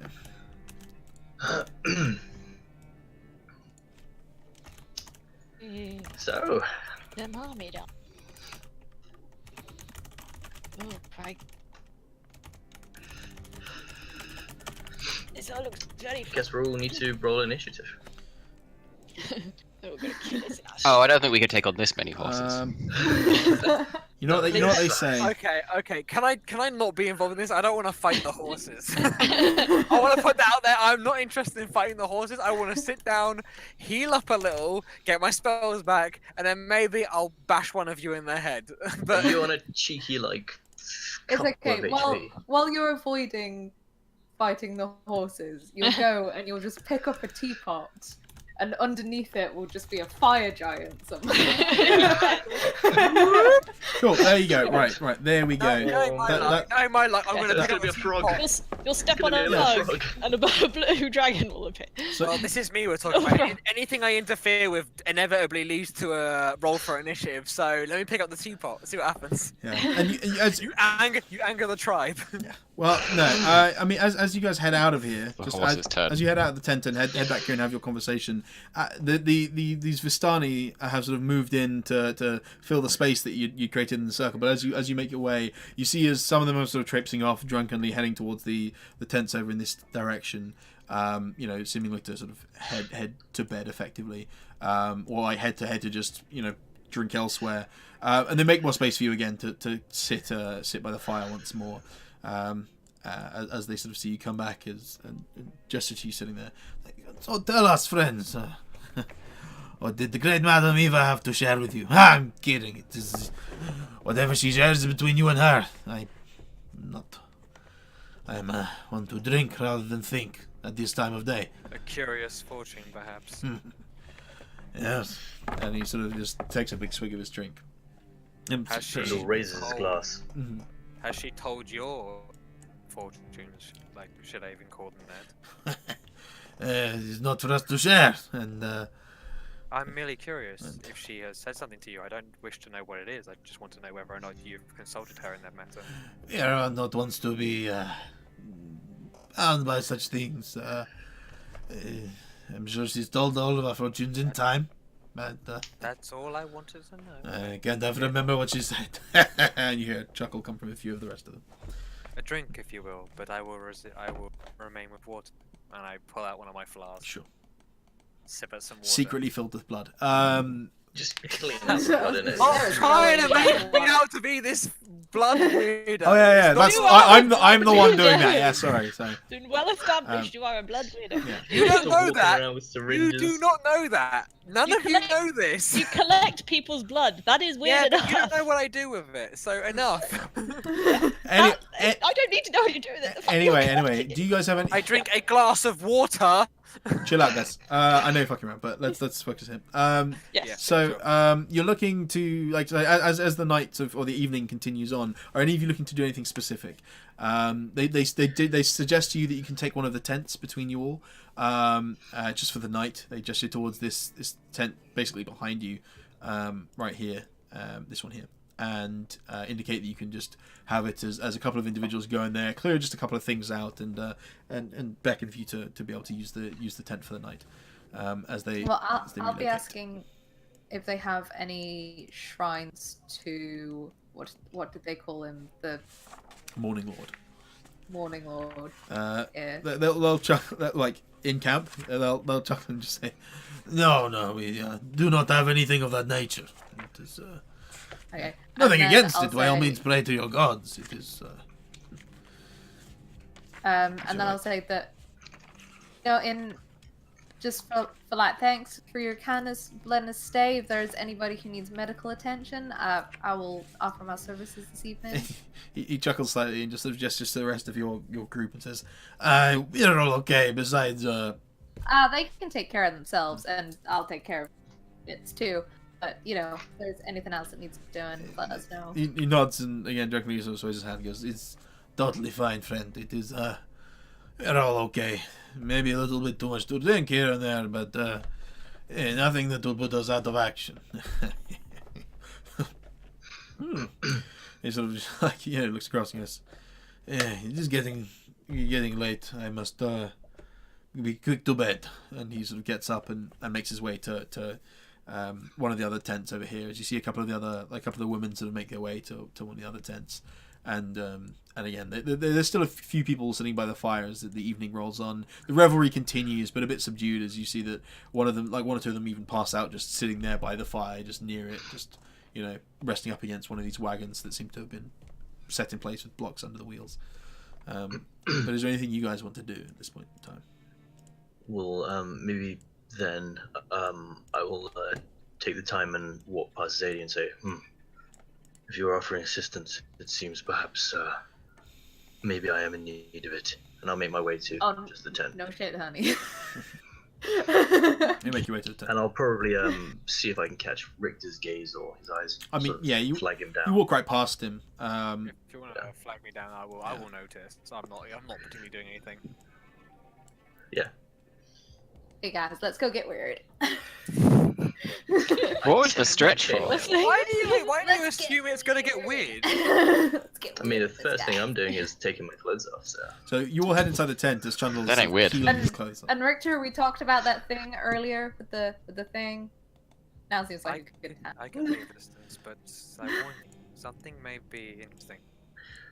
Sure, you're still by the fire. The other two of you, unless you would like to head in as well. And again, for space Yeah, I purposes, think I would like us three to go somewhere private.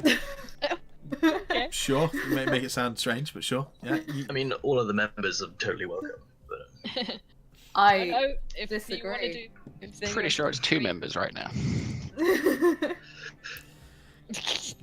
God damn This it. is enough. Yeah.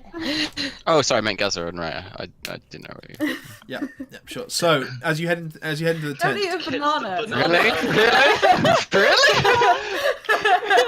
Just so I'm making that picture. You're pretty sure that's pot cooling the kettle penis right now. That's what that is.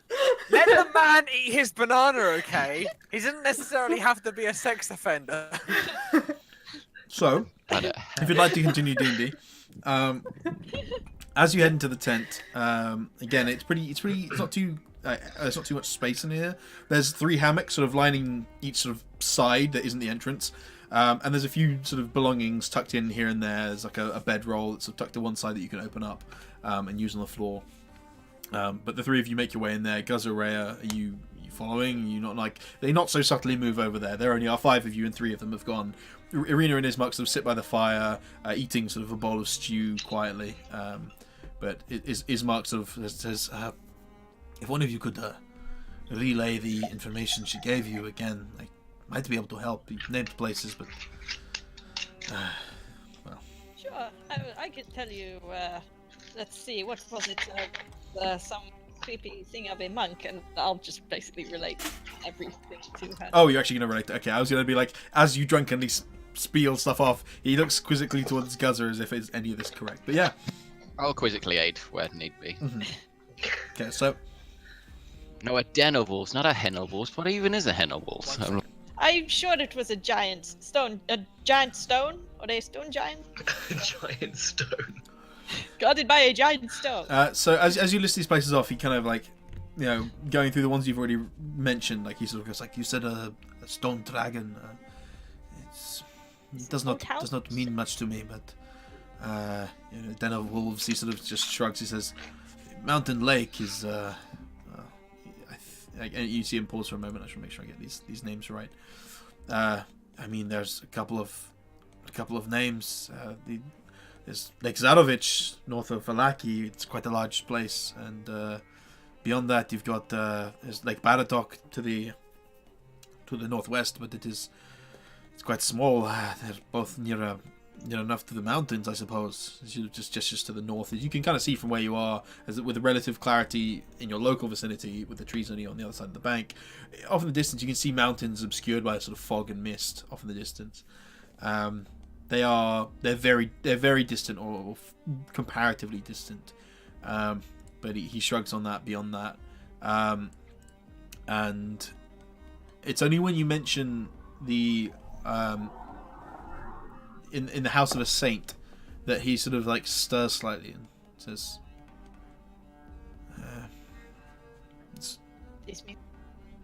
"It could do." He sort of looks at Arena, and Arena sort of nods. There's a place to the west of Valaki, another town called Krezk.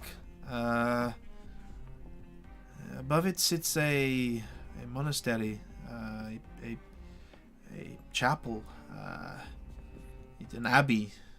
It is known as the Abbey of Saint Markovia.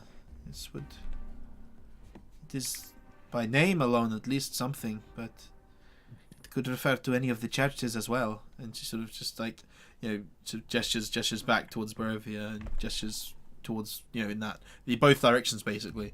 This indicates that it could be a place, but I don't know if you're in need or at the loose end. Then perhaps there is a place to look. I suppose behind the sun. It is a better lead than I can come up with. So, okay, we can tell the others. Maybe something will come of it. Well, we're heading in that direction, so that's something. And as you reel off the rest of the stuff, they sort of, nothing else seems to pique their interest. You mentioned this entertainer with a monkey. They just kind of shrug. It says, possibly in Valaki or beyond, but I think you've seen Barovia, or at least the village of it, and there's not much entertaining going on there. Well, it's the best I can do, but by all means, we should settle in for the night, I suppose. And he sort of gestures towards the tent as well, where he will make his way there in due course as time goes on, alongside Arena, and they will take just some floor space beneath some of the hammocks. Meanwhile, as that conversation takes place, Zadie, Trundle, Richter, what are you doing? Well, I will simply follow them as Trundle sort of gestures towards me. Mm-hmm. And you make your way into the tent. So essentially, Trundle will find a chair, sit himself down, there's like stools and remove the top layers of his chainmail and his shirt and leather jacket, and show his back with the marking, like the big claw marks along the back, and he will sit there, sort of stare at the wall. And as soon as everyone's gathered, he'll say, perhaps it is now time that we inform the rest. This does not seem to bode well. I recall none of the events of the fight before. But from what you've told me, perhaps I've become cursed. Oh, you don't remember? Not even a flash. Nothing. I remember nothing but waking. Yeah, you remember a searing pain in your back. That's about it. And then you remember waking covered in blood. This situation, I doubt anyone would take mind of perhaps your transformation, given the fact that much of the thing has happened during this short few hours since the battle. However, I don't think it appropriate to keep it from people should we wish to keep the favour of those that perhaps doubt our intention. And any of us. Sorry. So if you Yes. don't remember it, are you not in control when it happens? It seems not for now. I don't know Okay, quite what is happening to me. Okay, so I'm gonna get to examining his back, but as I do it, I'm gonna be like, Richter, do you want to do the thing, and just like give him my arm? Be like, you take blood. I'll Sure. look So at go back. ahead and go ahead and make a medicine check, Zadie and Richter. This is something you don't need to make a check for, so you're fine. I don't need to make a check. No, or- you're just Okay. you're drawing, I you're will drawing, draw- I will drawing draw blood Zadie's from a blood. live creature that is willingly giving you blood. It's not like you're drawing it from a Can I make a mashed medicine up check dead against body. Can I make a medicine check against inspecting Trundle's back though? I get the feeling I'd also want to like sort of like. Yeah, at least I'll say as you're preoccupied with disadvantage. Whereas Zadie's... Well, I will wait until afterwards then. I will. Yeah, we can take turns. It doesn't Sure, necessarily sure. mean straight away. Okay, I know at some point after him showing me the scars and his transformation, I will at least want to give him a medical examination of sorts. Sure. Zadie, with a 16, what is it you're looking for specifically, out of curiosity? Like this... I'm just seeing whether I can recognize what caused it, whether it's affected. I don't think I have any kind of detect magic thing, so I'm not going to be over like, oh, is it cursed or anything. I'm more like the actual physics of it, I guess. Okay, so looking at the marks that have caused it, the sort of there's the main four, and then there's almost like this fifth one that curves around the side. It hasn't really changed since you last saw it. As you sort of touch it and whatnot, Trundle, to you it stings slightly, and Zadie, to you it's very hot, like very hot, not like fiery hot, not like you cook an egg on, but what you describe as almost feverishly hot. In like just by touch. It doesn't look to be infected per se. You know, it doesn't. It's not. There's no swelling. There's no build-up of fluids or anything like that. There are other marks as well. He has some other cuts and scrapes from the previous battle, but they seem to be fairly well healed, or not well healed, but they don't seem to be nearly as severe as this one. Just remains carved across his back. Okay. Does it look like it's healing normally? Since you last checked it like a day or so ago, I didn't get to check oh, it. you haven't seen it at all. The No, people who have seen It's it just Richter. are Richter, and only from when they found me on the ground in In the death house base. downstairs of the Absolute. Yeah. So Would I have seen that as well then? 'Cause- I think I made care, yeah. or took care to Okay. only show I was- Richter the actual yeah. damage. Yeah. Okay. So, Yeah, when so I first met him, I inspected it, but I didn't bother telling anyone else. I sort of just showed a knowing nod between. yeah. So Zadie, it looks like it's scarred up. It's got that kind of that white, like bubbled almost texture on it. It's quite a deep, like it looks like a deep amount of flesh was maybe like half an inch or so was actually scraped out during this attack. But it's healed up to the point at which it's scarred, but it has left this curve, this streak with a curve at the end, so almost like a tick underneath. But I mean, it's impossible to see it healing, and if you haven't seen it before, then that's what you get. Really. Well, I know he got it when he got it. Yeah, he's told So you does the it look- event. It doesn't Yeah, look so does it infected. look like a that many day heal wound, or does it look way more? It's healed, hard. or It's does it hard look to less say. healed? It's hard to say because of the effect of healing magic, the effect of the effect of the way that you guys regen fully on an overnight. You know, someone could have their arms and legs broken, and the next day they're up and That is fair. walking. I'll say, based off of your previous experience with healing people with magic, magical healing will often will often much lessen or weaken scarification like this. This is less healed than you'd have expected it, and I believe Trundle has been magically healed on a couple of occasions at least. Yeah, many occasions. Exactly. So he's been healed previously, and although maybe not treating for that wound, and there was some time between the wound and the healing, you know that at least powerful magical healing can definitely knit up scars, and this hasn't done so. Okay. So maybe less than you'd expect, but only because of the fact that he's received magical healing. Okay. Richter, if you'd like to go ahead and make a medicine check as well, just to sort of Right, we'll do. cap that. Let's see cap that. how. And it's just a flat check, so you're spending a lot of time on it. An 18. Oh, that's pretty good. You've seen this before. There's been very little change since you last saw it. It's a little bit less fresh. Previously, when you saw it last time, Trundle hadn't even rested between the two times. He'd had effectively a short rest, so there was still like reddening around it, and it was kind of fresh and bloodied, and there was sort of streaks of blood, and his clothes were bloodied.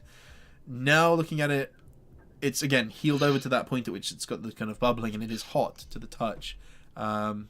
To you, it's just a bit itchy, Trundle, but effectively, yeah, it hasn't really healed up at all. Besides, quite literally knitting together. So, The scarification process seems to have not changed much. How do you feel, Trundle? I feel the same, perhaps just drained. Don't fear the transformation. We don't know what causes it. We don't know how it happens, but this scar naturally has something to do with it. Is there something you're not telling us? When I was out before I made it to the house, I remember I told you that I lost the group. Yes? You lost track of us, and we found bits of your clothing on the way there. I had an encounter I kept to myself. I figured it might be for the best, for now, given the circumstances, but now it is different. Now it has an effect, a big effect, an effect I am myself even worried about. I was attacked from behind, I believe. I believe it to be our common foe. A werewolf, a lycan, of the sort. I was struck from the back, and I fled, crawling, running, and that's how I found myself in the house. But I didn't believe that there would be this bad an effect. I did not know it was contagious. I friend, if we were contracted to kill these beasts and you are somehow afflicted, you do the party well for them to know. Indeed, sir. I, But I'm still myself. I know, I do not wish any harm against you. We are contracted to kill certain beasts, but they may not see it that way, and I will make a compelling case in your favour should the need arise. It's around this, So just it's around this pat- time that pat- is pat him on the yeah, back. it's around this time that Ismark sort of like as you're pulling your clothes back on, effectively your shirt back on at least. Ismark sort of like pokes his head in around the side and just goes, "Oh, I can give you a few minutes if you need. We're just going to sort of A few more, turn in perhaps, for the night." Ismark. By all means, and he sort of you just hear him say something to Arena, and they just sort of they move away. Rhea and Guzza, are you staying out for a little bit longer around this time because it's been around the length of your conversation. Have both Ismark and Arena gone to bed? No, they went towards the tent and then sort of poked their head in and have popped have just sort of stepped to one side. You see them kind of like waiting there, just chatting. But they are out of earshot. I'll say you can whisper something to Guzza without any issue. Yeah, they seem preoccupied in their own conversation. Okay. In that case, I'm going to assume that at this point, Ray has got some food and is just, well, if she hasn't, she's going to take the opportunity to go and get a bowl of it and another one for Guzza, and she'll sit down and pass him a bowl. Sure. And just once they're on their own, she'll just casually, as she starts saying, "So, we're going to talk about it." Just a loud sigh just comes from Guzza. Just puts his spoon or whatever, I don't know, spork. Maybe they're quite advanced for themselves. Spork back into my bowl and be like, Hold on, I've heard something about spork. They're an abomination of the masculine knife or What? What? sporks are evil. alright, I thought it was like a whole like gender spork thing. I was like, oh, it don't be a knife, I don't know. But whatever I need to do. You're eating Back stew to with the- a knife. Yes. Back to That's the D&D. knife. Yes. It's like the crazy level. That's not They're against God because they're the blending of the two. So Rhea and Guzza. Yes. Back to that. I'm just saying, Guzza As wouldn't you be were. spork. As you were. Momentarily looking at my spork, thinking about strange things for the last 10 seconds. Put it resting in my bowl. It Look up here and saying, exhausts your mind and you suffer a point of exhaustion. No, I'm kidding. Just- Don't joke about that. Some of us are already. Oh, So, no, one Rhea point. Guzza. looks around and says, Sorry. and leaves. Right, you see as one of the wagons drives off. Good touch. No, Sorry. sorry. Yeah. This is why I normally stay muted. Anyway, sorry. Back to. Someone doesn't want us to have this conversation. This spork is cursed, I say. And say, I'll tell you, okay. Let's just say this. Again, looking around, making sure no one else is in earshot. Yeah, no one else is particularly interested. They're chatting and whatnot, and there's the sound of the fire near you as well. There's enough for you to be able to have a quiet conversation. I'm gonna try and like hold your gaze to like an awkward stage until like I won't start speaking until you hold it as well, if you see what I mean. Okay. And say, let's just say this. A last chance, a burnt farm, and a cruel boy is how I buried that boy in the ground. And sort of I point to the now face that Guzza is appearing. But on that day I made a promise, nay, an oath. I knew not the words at that time to make that, but I see that now. I know those words. And I pull out the letter. Just a blank letter to you, because I'm assuming it's not at midnight. And I just look at it, and it's disappointing at this moment that it hasn't shown itself. And I say, from that point on, I promised on to carry what he wished, what he believed. He didn't save a life during his time, he saved a soul. A soul. I know I am not what you thought, but I am what you feel. I'm a simple being trying to make their own way through this soul. Like you. I was given so much from this frame, and he asked for nothing in return. How on earth, Mother's soil, can we lose one of those when we can replace it? No, say multiply it. My oath is to kindle, protect, preserve, and shelter. You know what, Ray? I know what you saw, but I've seen you too. You are good. Zadie sees that, and I do too. I'm not asking you to lie. I'm asking you to wait. Can you give me your patience? You look like a person who has had to deal with waiting, incarcerated or otherwise. I'm gonna pick up my food. My devil's pork. I think I may have had a bit too much to drink for that. Wow, that is a lot to have on your shoulders. Who is this boy whose face you now wear? Tell me about it. He's a good soul. An honest sort. I liked him, no. I loved him, but not in what you feel. Perhaps more we can talk about this, but for the moment I only ask for you not to reveal to the others. They've got more than enough on their plate. And I do not trust that trundle. I've seen what wolves can do to people. Oh fuck, I think I've lost Rhea. Have you? Oh, she's back now. Sorry, just for a second I lost you. Oh, sorry. I don't think he is any ordinary wolf. But think about this. You are hiding yourself. You do not want people to judge you, yes? Be quick to judge others then.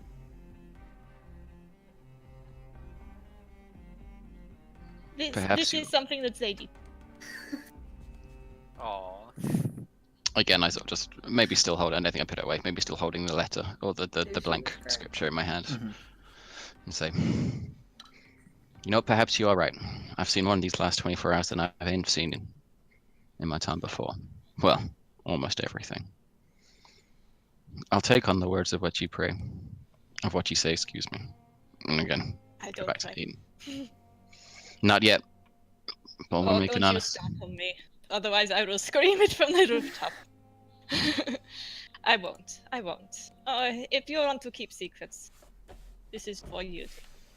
It is, for me, it is more fun to know something that other people don't. Can I ask one thing first?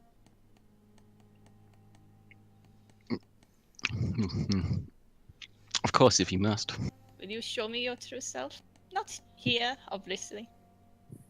Quickly, I want to see. I did not know. I saw something really creepy and I want to see it now. We thought we were the weird. If you want to see something, if you want to see something truly horrifying, then I will show you my true form. But again, not here. But for the moment, I'll give you something to keep you going. And again, I just put my head up really hard, just so it's her and I that can only see this and no one else, essentially. And then I think I just change my face to hers, and then just speak in her tongue and say, "What is this that you like to see?" Oh, that's not fair. And just turn back. You owe me a face. I remember. And then you switch You back. owe me a face. I keep your secret. But you owe me your face. And then we call it a deal. It's like my hand, and I extend my hand. I take it. Sure, and you shake hands in front of the fire drunkenly. Oh well, drunkenly for as you hear again the Vistani sort of chatting and cheering some more. Right, you see as there's one of the individuals who hasn't like edged near. He's not sort of chatting per se. You see him. In fact, your perception's really shitty.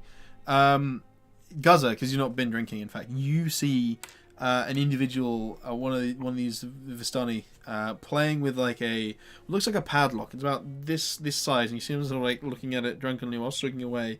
It's unlocked, and he's just sort of like laughing. He's sort of just like examining it. You see him like again struggling. His eyes are sort of like, you know, phasing in and out. You can kind of see them like glazing over and whatnot. And he's just sort of sitting there with this lock. But he's not sort of interacting with anyone, just swigging away on his drink as he sits there looking at it. But again, uninterested in your conversation. He sort of like, you see him get up and sort of just stumble over towards where the other guys are. Sort of just start muttering to him, holding this thing. Okay, well, briefly saying this, if only for a moment. Yeah, I'll turn you to sort Ray of and like be as the conversation's taking place, as you're eating, you just glance over and see it.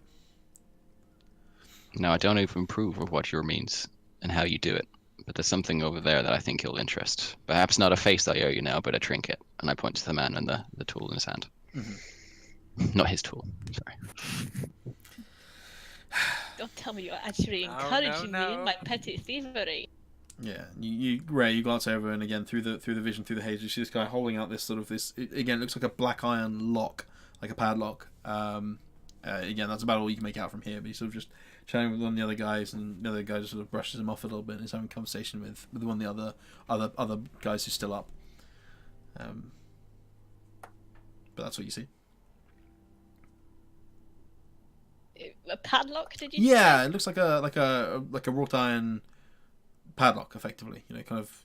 It seems to be unlocked. He's sort of swinging it in his hand a little bit. But yeah, that's about all you see.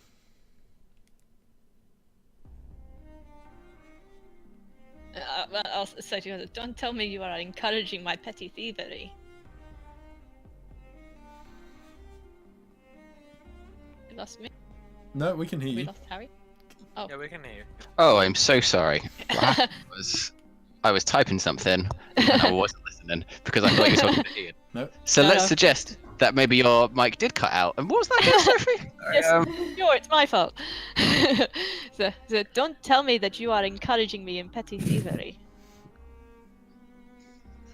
Look, I'm here with simple words and true at heart.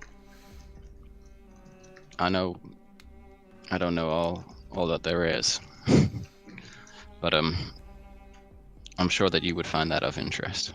That's all I can say. I'm only asking you to look at it. If you wish to inquire or steal, that's on you. I would ask that you don't. This man might have acquired it fairly truly and may have even made it himself. All I'm saying is that that's something that you be something of interest to you. Now, it has been a long day and a vicious one. I am tired and I require my rest. Alright. You go and get your rest. Beauty sleep. No wink at her. Yes, rest that pretty face of yours. Oh. You gotta make your way back over the tent as the rest of you in the tent done. No, Yeah. actually, I'm not done quite yet. Okay, Cool, sure. cool. I was actually gonna say now we're here just poking at each other. Richter. Like, Trondo, if you could be so kind as to leave me for a moment, I will join you shortly. Thank you. You've been closer to me than my own family. I And I'll trust. just sort of touch him on the shoulder. I will sort of like reach back at him, touch him on the shoulder. In time, my friend. If you wish, we will find a cure. Now kiss. No, sorry. So, Chondo, you make I'll probably leave them. you make your way out the Give them tent. some privacy. As you do, you see Guzza just sort of slowly getting up after sort of you seemingly chatting with Ray, and sort of starts making his way towards the tent. As you sort of step out, you sort of met face to face. Lady, you require me? I just feel like I know you a little bit. Do you want to have a look at what's going on in here? You wish for me to, what, take another sample? No, with the face. As you wish. I gently sort of pull down the eye patch. Not too much, just No, enough it's to, like, it's cheek. just a what is it that you've got Yeah. wrapped around? A bandage around It's her like head. a Scarf. it's a bit of my clothing, so it's just like a wrapped piece. Of Yeah, clothing. yeah, and I mean she pulls it back, and again, it's a pretty horrifying sight. It's like they're just empty voids that sort of fleshy, scarred up voids that sort of push back to the back of the eye socket, where they're then sort of just scar tissue. You can see like sort of scrape marks down her eyes, like sort of out slightly where the voids are. Beyond there, it's like it's that kind of horrible kind of pinky scar tissue, effectively, and it's just. It's like they've been violently scratched out, but not something. But she seems to otherwise be okay. Can you still see? You have some form of sight? I know Yeah, you I can get yourself can- here fine. I can make some things out. Doesn't seem to be everything. I can tell where stuff is. I sort of take I a step wasn't back. attacked in the face though. This wasn't where I was hit. I take a step back and just ask if how does she perceive me from the outline? I sort of take a step back so she can sort of like get a full view of me. How How do Yeah. you perceive? So this is how I'm imagining it. You ever seen that music video, Take On Me?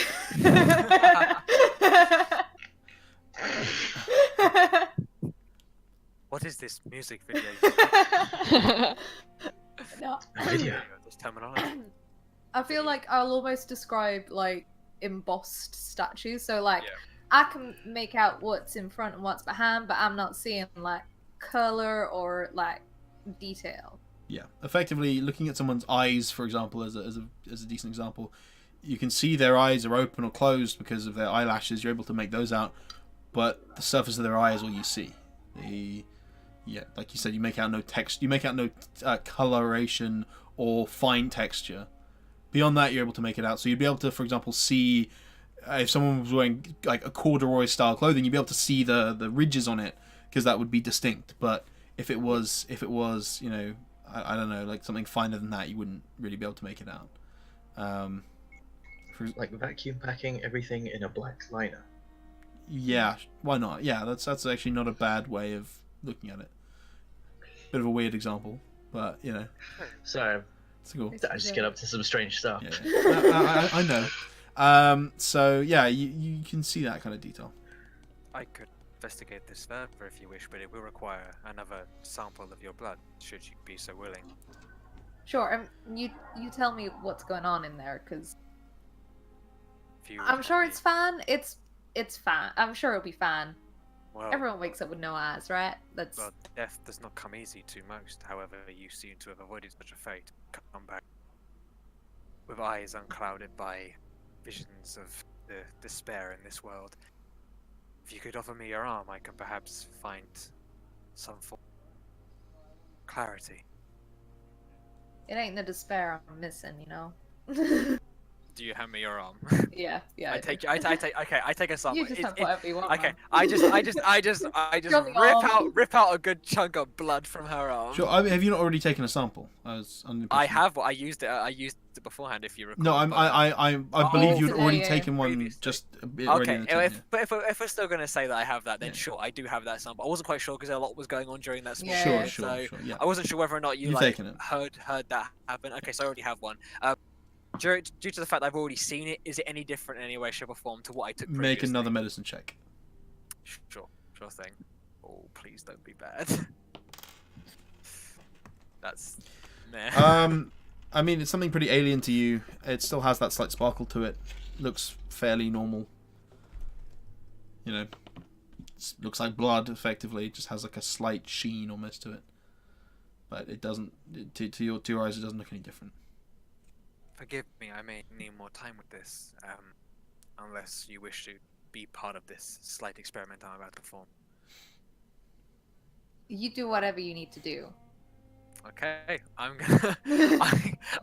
I am going to start juicing once more, unless I need to rest first. I imagine I would need some form of rest beforehand, perhaps. It would probably be in my best interest. Cool. Bear with me one sec. Alright, People at home. No problem at all. Oh, I can't hear you at all, Liam. Sorry, I wasn't talking to you. That's why. So you're just gonna do it right now? I think I will ask her if she wishes to be if you wish to be a part of this.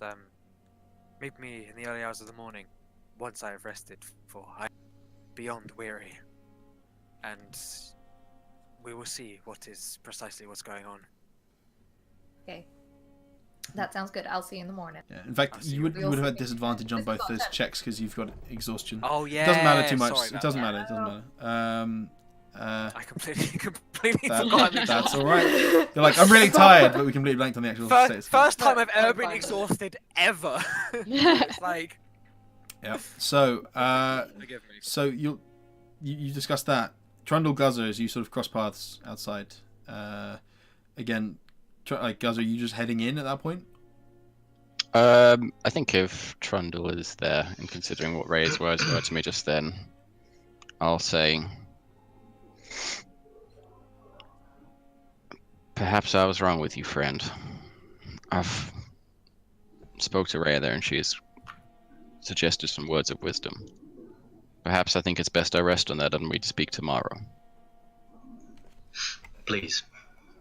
I think we all need some time to comprehend some issues at hand. Great. Cool. So go, Nice. guys, you wander towards the tent as Zadie and Richter are having conversation. You sort of poke your head in. I say it's just for ease of purpose. It's as they wrap their conversation, and you sort of put away the blood because that was already done beforehand. Oh yeah, but I put that shit away. Yeah. Wrapping my face back up again. Yep. And yeah, I mean, at this point, as you head over and you sort of step in, Ismark and Arena make their way back in as well. And unless anyone else has anything else to do, Rhea? Well, I did want to investigate this guy with the lock, but Sure. No, is it all right if we have a quick bathroom break well, first? how about you do the lock and then you can have a night's rest, and then I'll allow you to have the lock. Okay. Okay, can I see if I can flag down the guy? Sure. Fail it. Just fail it. It's Expedite. fine. Just fail You make it. your way over. You make your way over, sort of, Gaza swaying. needs to leave. Why don't we just go to the bathroom? We're going to take a break. Oh, right thank there goodness. afterwards. Yeah. But no, I was joking about making you Run, stay. buddy, run. And bear with me one sec. Who is he talking? Ian's frozen in my Sorry. Discord There you chat with a very Um, serious look on his face. go. It's like, So no, you will not have a pee break. No, I was joking. So you make your way over, sort of again, drunkenly swaying slightly from the imbibed alcohol, and plant yourself down on a sort of like a basically on the wheel arch of this wagon, where this other individual perches on the next one as he sort of sits there, toying with his lock a little bit, and sort of again a near empty bottle of wine in his other hand. He sees you place yourself down. He sort of glances up and goes, "Hey, new friends, come." Hey, lovely Right. new friend. Good to see you. I hold up my hand to him. What, to shake his hand? To shake his Sure, hand. he sort of like he looks around. He sort of just places the bottle down for a second, and holding the lock in the hand, he just shakes your hand, sort of drunk. Again, his hand's kind of sweaty and kind of greasy, but he smiles nonetheless and gives you kind of a wicked grin as you see he's got a nose piercing off to one side. Hey, how do you like our hospitality? Eh? You like the stories the old man tells? Yes. Oh, it's a welcome relief after what we have been through. Oh, such trying times. It's trying times. People know how to always And you people know how to have fun. Yeah, Yes. exactly. This is what we say when we see everyone else so sad, miserable. We like to drink. We like to enjoy ourselves. A good time, a party. Hey. I could not help but notice, my friend, though, that you wander around the camp with this thing in your hand. What is it? Hey, he sort of glances down at the lock and goes, this one is an interesting little device, you see.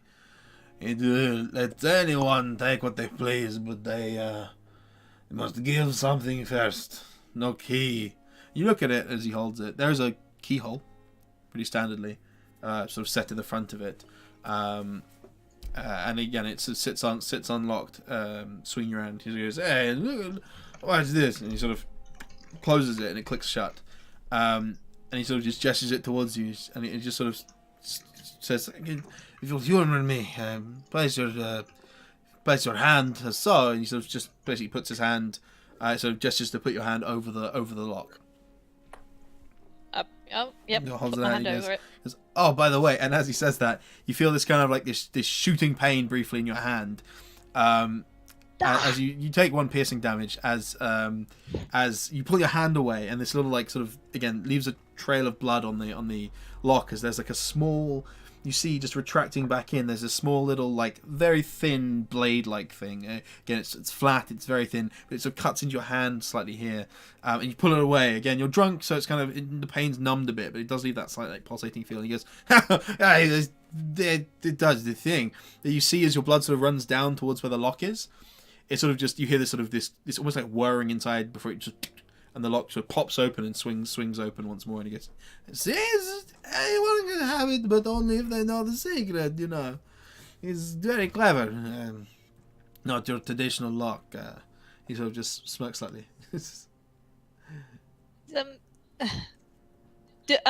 Given my past of thievery, burglaries. Would I have seen something like this before No. at all? No. No, Yeah, not haven't at seen all. something like Right. this. But he smiles. He says, something interests you now. He sees your kind of, even drunkenly, sees your obvious kind of drunken interest in sort of staring at this lock. He goes, you can have it if you like. I have plenty of locks that do protect normally with keys and the like. This can only be opened with a drop of blood. Just be careful. It bites. Can it be any blood? Any blood or just... He just shrugs and goes, you mean any blood? Probably, I don't know. It works for me, it works for you. It works for anybody, but only if they're not a secret. See. And he just places it sort of firmly into your hand, which is still like, unless you've pulled it away, your slightly cut hand. He just places it firmly into your hand. It's unlocked, so nothing stabs out or anything. You do have a brief apprehensive kind of moment as he places it there. He says, "Is our gift from me to you? You to me? No, me to you. Oh, no charge? No charge. No? And you see him sort of glance, and he sort of shifts his foot, and he knocks the bottle of wine over his feet, and you sort of sees the one that you've got, and he goes, "I will take that as payment if you don't mind." And he grabs it and just takes a big swig from your wine bottle before sort of just handing it back to you. He goes, Oh, go on. I think my friend would say I have had enough for one night. and he goes, "Oh, it's all for me. Fantastic." And he sort of grabs it and pulls it away. You help yourself. You have a good time, my friend. Yeah, by all means, you talk. We'll see you in the morning. He sort of turns to the others again, who are sort of again mid conversation. Some more have disappeared off, and there's still a couple of people sitting around the campfire as you make your way off with the lock in hand. Yes, with my very freaky lock in my bleeding hand. Mm-hmm. Yeah, so I just wander back towards the fire, just sort of doing that thing, like trying to Oh, it's clean the blood. It's off on the my inside of your hand, so yeah. yeah. So just yeah, but yeah, it sort of it stings, it smarts a little bit, but you know it's a very small injury. It will heal in no time. And yeah, you have a there's no specific name for it, so if you want to come up with one, by all means, but a lock that can only be opened with blood. Doesn't require any attunement or anything like that. It's a very simple little item, but it is, and you're not sure if it's magical or not just by looking at it. It's something like that could be magical for sure, but it might not be. And as you're drunk, you kind of just pocket it and remind yourself that you'll think about it in the morning as you all head to bed. And as I said, we are all going to take a break there. We'll make it like a 12-minute break. We'll be back at 5:30. Right. Yep. Cool. Get you guys in a minute. As you guys all get a rest. Sure. You aren't plagued with Oh my many God. nightmares and shit like that. Do I get? Oh yeah, That's Zadie alright. 100%. I lose. One at a time, children. Sorry. Zadie, what are you saying? Yeah, she will wake up full screaming, so look forward to that in the morning. Nice. Great. So Snake, what are you saying? Do I lose my point of exhaustion for resting? I don't know how exhaustion works. You will. I've never had it You before. will. You only Cool. you only recover exhaustion from a long rest. Hey, that's the first time and- I've been hit, and I almost died twice. Cut me some slack. And My characters are the you can also- first to die. yeah, you can also use Greater Restoration, which is a 5th level spell, to recover 1 Okay. point of exhaustion, and that's it. So All right. Thanks. it's not easy to get rid of. But you'll rest up, get a relatively nice night of sleep, and you will awake in the morning to again the sounds of the fire sort of burning a bit brighter and the smell of wood smoke and cooking meat. And like I said, we'll take a break till we'll say 5:30. So we'll be back in maybe just a little bit beyond that. So maybe say 11-12 minutes. All Right. right, we'll be Yep. right back. Cool. See ya. Catch you guys in a bit. See ya.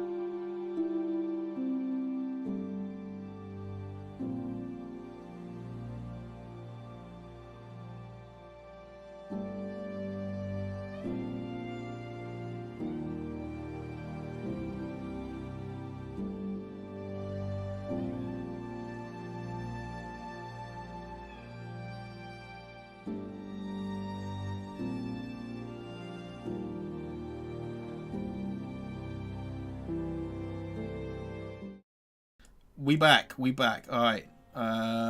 Sorry about the delay. That's on me. Let's not go into it, but that's on me. So you guys, we're just gonna again dive straight back in. You guys rested up for the night in your tents. You all got the benefits of a long rest, so you'll get back to full hit points and regain spell slots and the like. You know what you regain. So I need to run that through with you. Again, you lose 1 point of exhaustion if you had one.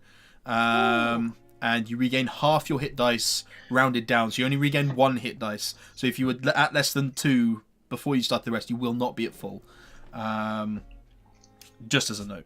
Because I'm sure that some of you would have used them. Possibly not, because you don't know if you took a short rest. But yeah, for all intents and purposes, you rest up in the night. Again, no bad dreams, no nightmares, no visions, nothing like that. But you awake with the information in hand, or at least the prophecy in hand that was given to you. This card reading from Madame Eva, and as you wake again, you hear the sound of food cooking. Again, more subdued merriment in the morning as you see a few of the Vistani, mostly men, but a couple of the women sitting there. Quite a few of them holding their heads, sort of looking hungover, but still with a smile on their face, toothy smiles thrown at you as you all step outside and they offer you food. So yeah, as you sort of get up in the morning, Ismark and Arena, they're already up and they've already eaten, but they're sort of looking at you guys, sort of expectantly. You all ready to go pretty soon? If that's okay. I just need to complete one small task and then I'm leaving. So nods and says, "Yes, of course. Just we best get moving. It's a few hours to Valaki yet, and." I want to. There's no one in any of the tents, are there? I want to find essentially, I want to find an empty one. The one you were in is still empty once your friends leave, Okay. effectively. But all I the just others are wanna still sort of- occupied, from what you can see. I want to tap Zadie on the shoulder and then walk in. I will follow him. So as you also step out and start with your Allow anyone else to do anything. you're left alone in the tent. Right now, I'm going to do something which perhaps may shock you at first, but you need to understand this is the best way for me to understand precisely what's going on with you, should I say. Okay, I mean, I trust your methods. I've seen what you can do. My methods are obscure, but they work for me. I want to just lay out the sample kit. I want to grab my cloth, tie around my arm, and I want to inject it with my new sample of Zadie's blood. Okay. Again, Zadie, you see this.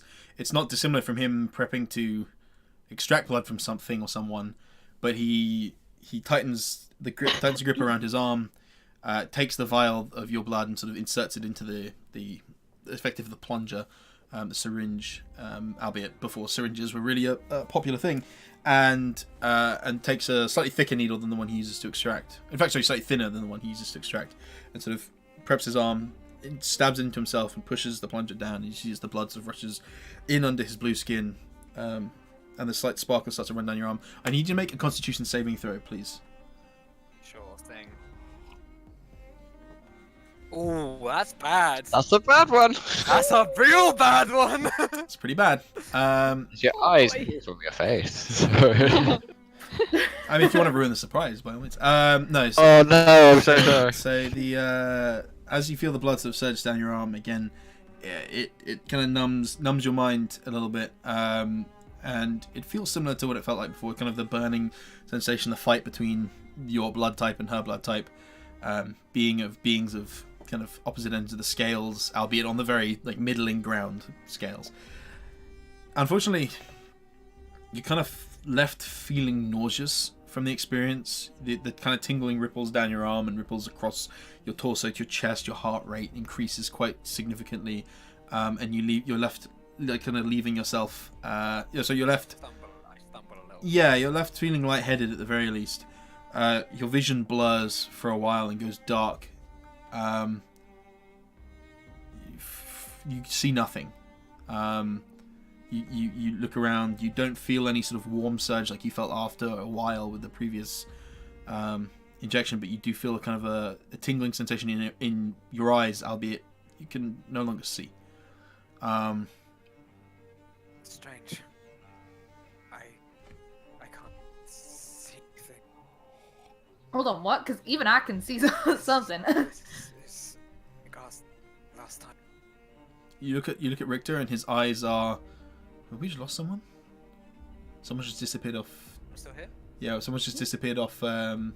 Oh no, I think my roll. I Oh no, rolled sorry, 20. my roll 20 cracked. My roll 20 crashed. I just saw that. realised the music stopped for me. Yeah, Let me that's reboot. totally fine. I just saw someone disappear. I was like, Everyone seems to No, be it's here. alright, I'm booting back in. Nice. Okay. Program. So, yeah, you feel you cannot see at this point in time.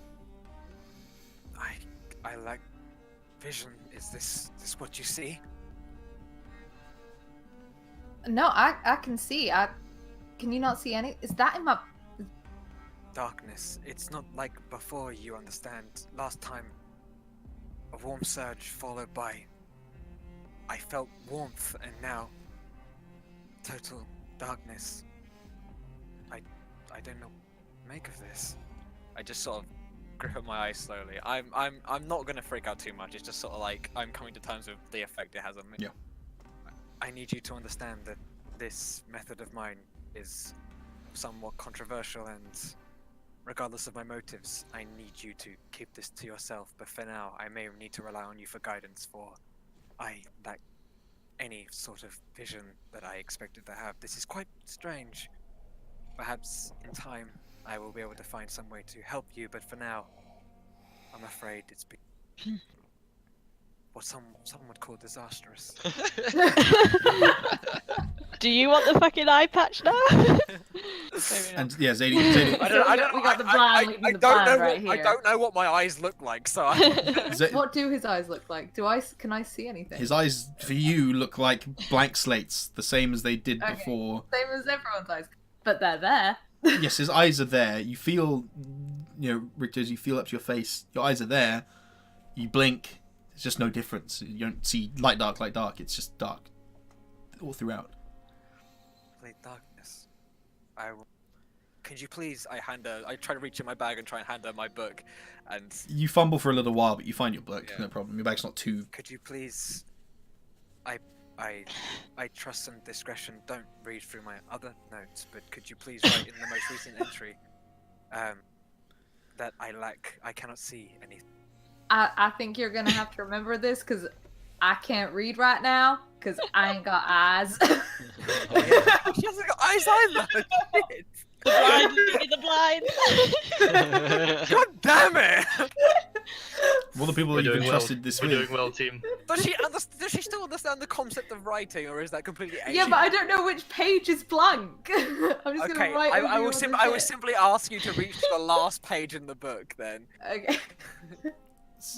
Okay, Wow. so I will write knowing how to write and where the page is. Yeah. So it might not be. Sure, effective, just but I reckon I The could last write page with is my eyes closed. definitely not filled. Yeah, go ahead and fuck. What would this be? What the fuck would this be? Like I mean, dexterity? it's like It's nonsense. it's somewhere The between nonsense it's of it. somewhere Sleight between of sleight of hand. hand and like almost Oh, yeah. performance. We'll go with sleight of hand. Could be animal handling. I just feel like. Out. Get out of here. Can I make a pitch for insight? What's procession? No insight. This is sleight of hand. Okay, you don't know how it turns out. You write down. What are you writing down? Yeah. Yeah. Well, Something is What on did the you say page. about my mom? yeah. What are you writing down, Zadie? So I will write. I will simply describe to her the effects of what happened. It's for like a small searing pain followed by lack of eyesight. Okay, so I'll write that down. Sure. You write it down. You don't know what it looks like. You write it down. You're pretty confident what you've written down. You've wrote like. I don't know how to describe this. This is It's like asking a blind person who can Two blind people sense in the a tent, page. essentially. Yeah. I mean, you guys must have tried writing with your eyes closed. Yeah, Doesn't go but, well. like you just don't know if you're like drifting down the lines. I Yeah, guess. but the upside is that you can see where the page is, so you can roughly yeah, I can gauge see it. where the page is. Just- I can see where my hand correct, is. I just correct. can't. See. Well, I Right. mean, if anyone else reads it in the future, we'll see what it looks like.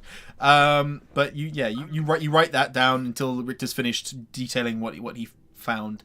You close the page. You close the book. Waiting enough time for any ink to dry. And So I'm just gonna be like, so you're saying the warmth and the light of my blood has gone? When I took your last sample, I used it the last time we rested at Ismar's house, and the effects were significantly different from what I feel right now. Well, that is It not the is. news I wanted to hear. To some degree, you have in fact changed. However, I need more time, and without my vision, I sort of grab aimlessly. I'm afraid I cannot deliberate on this further. It will take some time, I hope.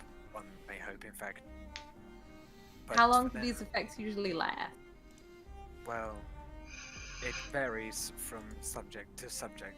Fortunately, you are an entirely different case, and two samples of the same person back to back with different effects, I don't understand what that could possibly entail. However, in due time, I'm sure I will find something towards it. You'll have to forgive me, this is slightly bizarre. I'm not used to not having sight. I get it. I understand. Entirely. Forgive my I like that. insensitivity, but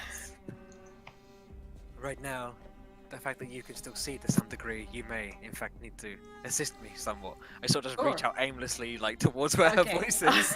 Put your And hands down. Could you please Wait. place my book back in my pocket? I will do that. Yeah. We'll get you packed up and ready to go. Hopefully it'll go in like an hour, I guess. That'd be a nice time. I'm not sure, but we'll find out soon enough. hmm I like when Richter even touches his own stuff. He fucks it up. That's what Yeah. makes it worse. Whatever Richter touches, just... it's And please- friend or foe, yeah. doesn't matter. I trust you've packed away my own thing, my things, and given them back to me in some form Yeah, or yeah, another. Okay, good. Just making sure I'm not leaving any of my shit behind. So you make your way out of the tent as the others are finishing up Just their holding eating. on to her. Yeah, sort of being held again.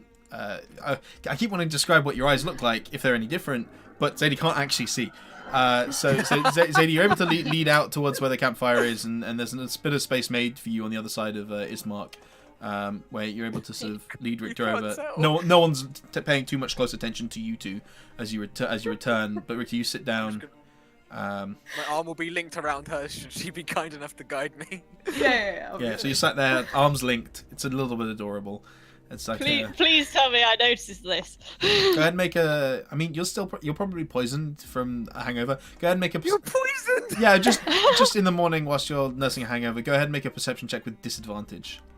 Okay. This might be the one time I do a decent percent. Oh. But it's, Wouldn't call it anyway. you're I you're was preoccupied just eating, about to say. stomaching the Yes! food, Yes! and it doesn't really catch your attention too much. Wow. Yeah, doesn't catch your attention. Yeah. So you're sort of eating away. Is much sort of looking tentatively, kind of again making sure that you're all sort of packed up or packing up and ready to go. Got a few hours of journey to continue with. Is there anything you need to do? I'd say do it now. But otherwise, I will I'd turn best in be his getting general going. direction. You can hear his voices. Yeah, I that's why I said. Oh, I general. turn I in think you his said general yeah. I think you said the wrong direction. I was No, I turn in his general direction because I don't know where he is. Yeah. I've completed everything I need to. I'm just firmly linked onto Zadie because I don't know what the fuck's going on. I'm not letting go, and as long as she doesn't let go of me. Yeah. Go ahead and make a. I mean, you're not. It's not deception per se. I'm not trying to hide how different anything changes because I don't know, obviously. Sure, So, sure. I'm completely unaware. I'll let it slide. You sort of just say it. You know, you're saying it in the right direction. That's fine. He sort of looks at the rest of you as he sort of sees Zadie and Richter sort of seem to be ready. You had quite a bit to drink. You all packed up and ready? Yeah. I'm good. I'm okay. Let us make haste. Gaza? Sure am. Sooner we leave, the better. So he sort of nods, gets up, and goes and grabs his stuff. Where Irina's sort of sitting there. She one of the few times you actually see him leave her for any period of time, but he comes back maybe 30 seconds or so later. You see Irina. Those of you sitting right next to her, I suppose. So although your perception was really fucking low, where you're sitting right next to Irina, that it's possible not to sort of notice her kind of like absent-mindedly sort of touching her neck and just sort of staring off into the fire, like just again like a kind of middle distance stare. Just, you know, she's finished eating a little while ago. You see her just like sort of looking off in the distance, and then as you hear Ismark come back, she sort of just shakes herself out of it a bit, and as it pulls her hand back down, but you see her looking slightly sort of nervous, almost apprehensive, but at the same time she's got a kind of steely look about herself. Sure, I have no idea what you're laughing at. That's cool. So Ismark sort of gets ready to go. So we best be off. It's been a pleasure, and thank you for your hospitality. This I did not expect. No offense. Sort of just you hear a couple of laughs and a couple of like groans as a few of them just kind of hail them off. Where you don't see the individual who gave you the lock. You just don't see them there. But everyone else is sort of farewell, friends. You're welcome here anytime. Oh, that kind of general low key response. As Ismark sort of takes the leave, he says, "If we head west out of here, we should rejoin with the pathway and actually save a bit of time. Just, albeit through some more woods, but it's not raining anymore, so that's a plus, I suppose. And we should be there in 4 or 5 hours, I think. Let's go." And he starts marching off. You're all heading off. Wait, are we walking? Are we in a wagon? I was going to say, can we ask about the horses? We need to be in a wagon. Yeah, just a heads up, I'm not letting go at all. Well, I mean, are you asking who are you asking? I think this is. I would say the person we're just talking to, the early guy. Who did I see about? Yeah, he smiles. Actually, I would say at this point you notice that about 3 of the horses are not there. That they appear. You notice that the Vistani presence in this camp seem to be lesser, and some of them have been sort of ridden away. There still are 5 there, but he sort of smiles and goes, "There's our horses, friend. You like to ride from time to time. I'm afraid they're not for sale. If that's what you're asking about." It was, but I understand. I thank you for your. That's alright. Maybe you'll find yourself some horses. Yeah. Which way are you headed? I believe it's east this way. It's much like where we head is our own business, but we'll be heading that way. And he points to the west. Because it's kind of impossible to ask which way you're going to leave. He sort of just smiles and goes, of course, ever mysterious. Well, the best of journeys to you all." And he sort of gestures in that direction, sort of gives us the faintest head bow. So you do head off on foot. Okay, cool. I mean, unless you're inquiring about something else, but I thought for some reason I thought we already had a wagon. I thought there we was did as well. there was a cart with dead bodies in it that you did not take with you. which was at the graveyard. But there were Fair enough. There were dead bodies in it, and it was a sort of single, almost like a handcart. Yeah. So I mean, Dead bodies and it mauled us. I think that's good enough reason. sure. Well, Yes. I'm not stealing the horse, Rhea. I'm too hungover to steal anything Oh, right now. you're the worst. Found a horse I get on with, and you're all like, oh, Sorry, who's your god again? I'm not doing it. So you all head off then, Mm-hmm. and make your Carefully, I guess. make your way to the west, where you sort of weave through the tree line and make your way back out to this sort of point where you meet another bridge. Now, this bridge itself is very similar to the other one. It's sort of pretty plain. The stone is not marked with anything great. The cobblestones are flat and broken in a couple of places, but the bridge itself looks particularly sturdy.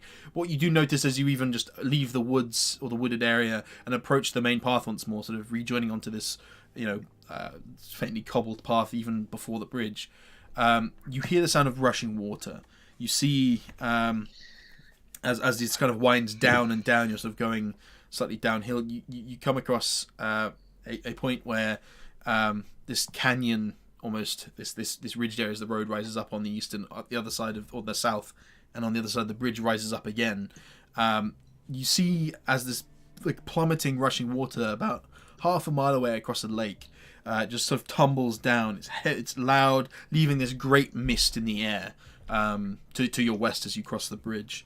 The actual let me get this correct, excuse me. The bridge crosses over, and the drop is fairly significant at this point, but as it sort of it rises up and the water drops below the bridge, but it's not too crazy. And as you run across, Ismark points to that and says, those are the Tser Falls. It's the Tser Pool, the Tser Falls, yet the river's named the River Ivris. So I'm not quite sure where the names came from. They've been called that for as long as I can remember. And he sort of just gestures towards them. I wouldn't like to take a plunge off of there. that I can assure you. Ha ha. I like Richter, that's a funny joke. The humour is lost on me as I just like still sit there, just like slate faced, eyes. I don't know what my eyes look like, but whatever they look like, that's just blank. As the joke's lost, I just merely remark, I wish we would continue. So and again, as you continue, as the time goes on, the weather stays fine. It's again still overcast. Got that kind of almost slight stickiness to the air as you come and reach another crossroads. So as you've sort of weaved up here from the riverbed, the ground has risen, and although these hills rise up on either side of you, as you can kind of see by the contouring on the map, there is a point where you reach this this fork in the road, and you can see off to the northwest a set of towering gates a little ways away, but you can still see them as the ground just rises up to meet them. And to the west, another cobbled sort of road. It sort of widens to the east, and you can kind of see again more patches of cobblestone headed that way. Whereas as you've sort of reached this area of the path, it has broken down to more of a wide dirt track. Effectively, there is a signpost that sits there, but its head has long been broken off, and there's just a simple sort of wooden spike jutting out the ground. And as you sort of get to that point, Ismark sort of gestures to the east and says, "That is up to the Devil's Palace. I would not recommend heading that way unless you want to take a one-way trip. Now, here we reach the gates of the western gates of Barovia. Let's go." And he sort of heads his way there. And it's as you reach the gates, they do match what you've seen before in the fog on your first night before even arriving here. The air here is a bit colder, but it's less wooded, of course. But besides that, this gate is much the same. The ground is heavily risen on either side. Two statues stand. These ones intact of guard-like figures, and a gate still rusted and whatnot, but the gates both intact and shut. Lead up this way, and Ismark just immediately goes over and sort of starts to undo them and open the gates, and you hear as they creak as he sort of pulls them open, screeching and whatnot, and as he gestures you through. Can I smell anything? Go ahead and make a perception check. Cool. How many hours has it been? Since leaving the encampment, about an hour and a half, 2 Jesus. hours. Oh, that does And suit he's me, I still guess. full blind. I can't see, okay? It makes sense that I don't know anything. It's around this time that you do feel like a faint inkling of grey dull coming back to your vision. It's faint. Everything is blurry. And in fact, it's probably been about a couple of hours because you're probably moving at a slightly slower pace with an individual who's blind. Your vision. But no one notices. Me and Zadie have been linked arms for the best part of for several hours. Even if and no you're, one seems to I'll tell you, if you've been linked arms with someone for a while, you guys would notice. Surely, you've been holding on to me surely. the entire you'll time. I notice. requested you do so, and unless you say otherwise, I'm assuming that's happened. Yeah. Because otherwise, I'm not walking by myself. I can't see shit. Well, you definitely can't see shit. However, your vision around this time starts to sort of come back. It's fuzzy. Okay. It is blurred. And for all intents and purposes, at the moment, you have disadvantage on all perception checks that rely on sight. Okay. I'll relay this to Zadie as my eyesight slightly clears. It's like looking through a fogged mirror. It is very hard to make out anything of detail at all. You can see as you reach the gates, you can see the monoliths sticking up on either side. That's about all the detail you can make out. That there are large, what look like grey structures there. The overcast, cloudy-ish, murky skies almost make it very difficult to, because there's no bright light hitting anything, to really make out any detail on your behalf. But it's... I just sort of... Yeah. I quietly relay this information to Zadie as she holds on to me, but please don't let go, still can't see. Like... That's fine. Yeah. No amount of glasses are gonna fix this. Yeah, you're able... I'm sure I'm glad it seems to be going. Yeah, you're able to make... You're able to make stuff out enough that you're not going to bump into anything major, but you wouldn't notice, for example, roots on the ground that you'd trip over, for example. Okay. But you can still see where the path is and where the grass is. Brown, green, you're able to make those differentials out. And as you pass through the gate, you kind of reach a point where the woods close over once more. And as you sort of start moving through this section of the land, you notice as, funnily enough, the mists that are ever present, lurking, it's kind of fog in the air constantly, kind of pull in a little bit as it doesn't start raining, but it gets a bit colder. The air thickens like a soup almost, and it's not long after this mile stretch in the woods.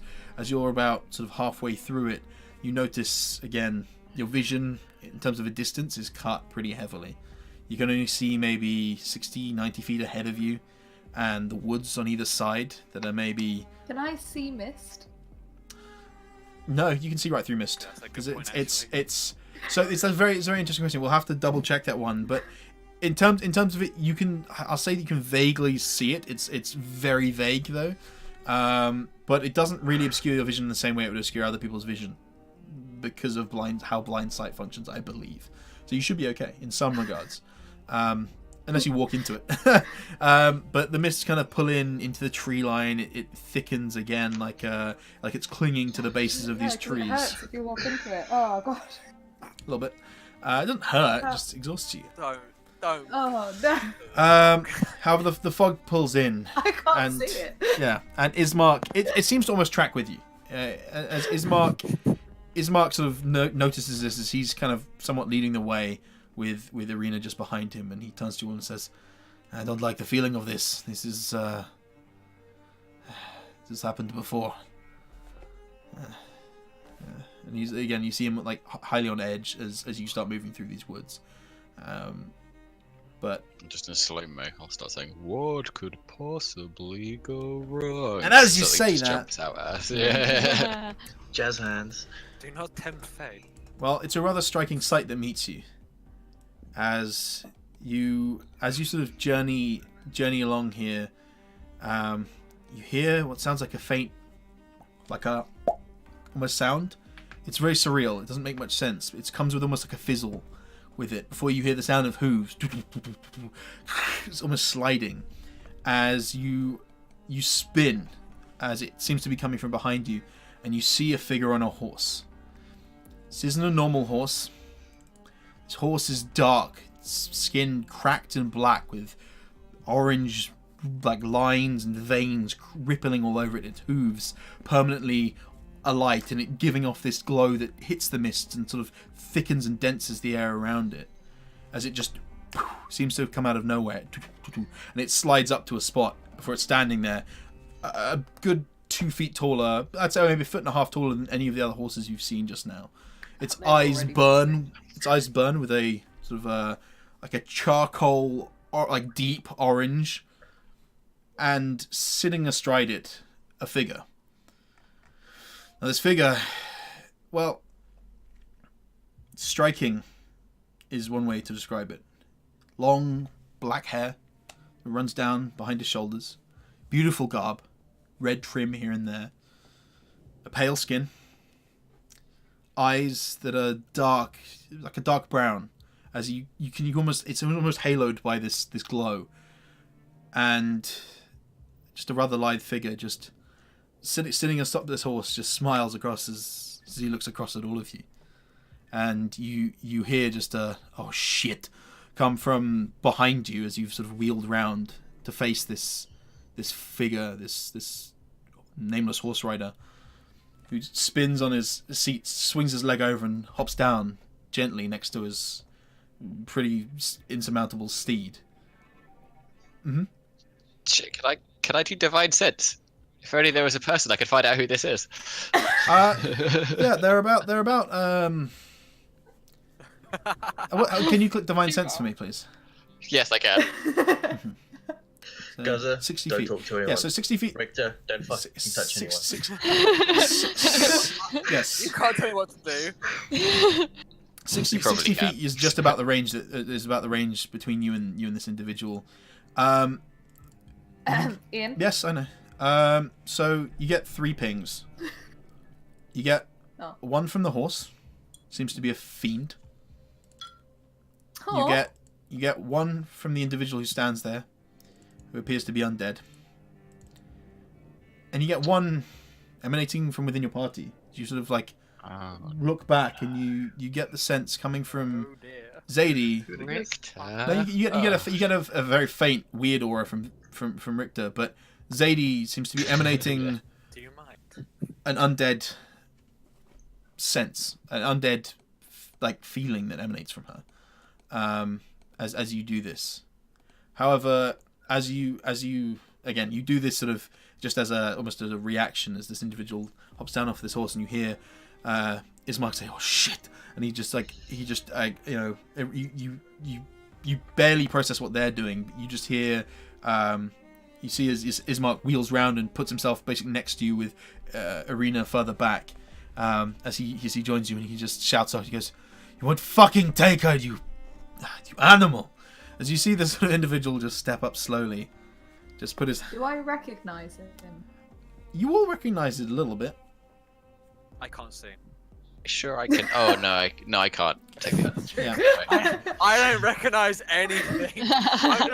I'm just clinging on to Sadie. I'm like, Oh, do you see? Do I recognise him in a recently traumatic kind of way? Not well. Depends on what you mean by that. You all recognize the imagery somewhat. It's not the clearest thing. This individual looks similar to that wooden statue down in the basement of the house. Oh no! It's a good thing the only person who tampered with it was me. It looks similar to that, and as the individual smiles and just chuckles slightly, just this light sort of lilted laugh just rolls off his tongue. You just get this kind of this slow clap. This.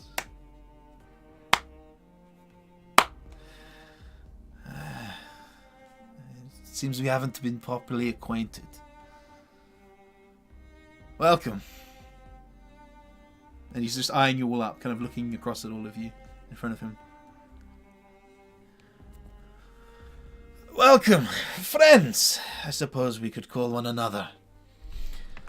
Or I could call you my subjects. That is also a possibility. How are you liking your time here so far?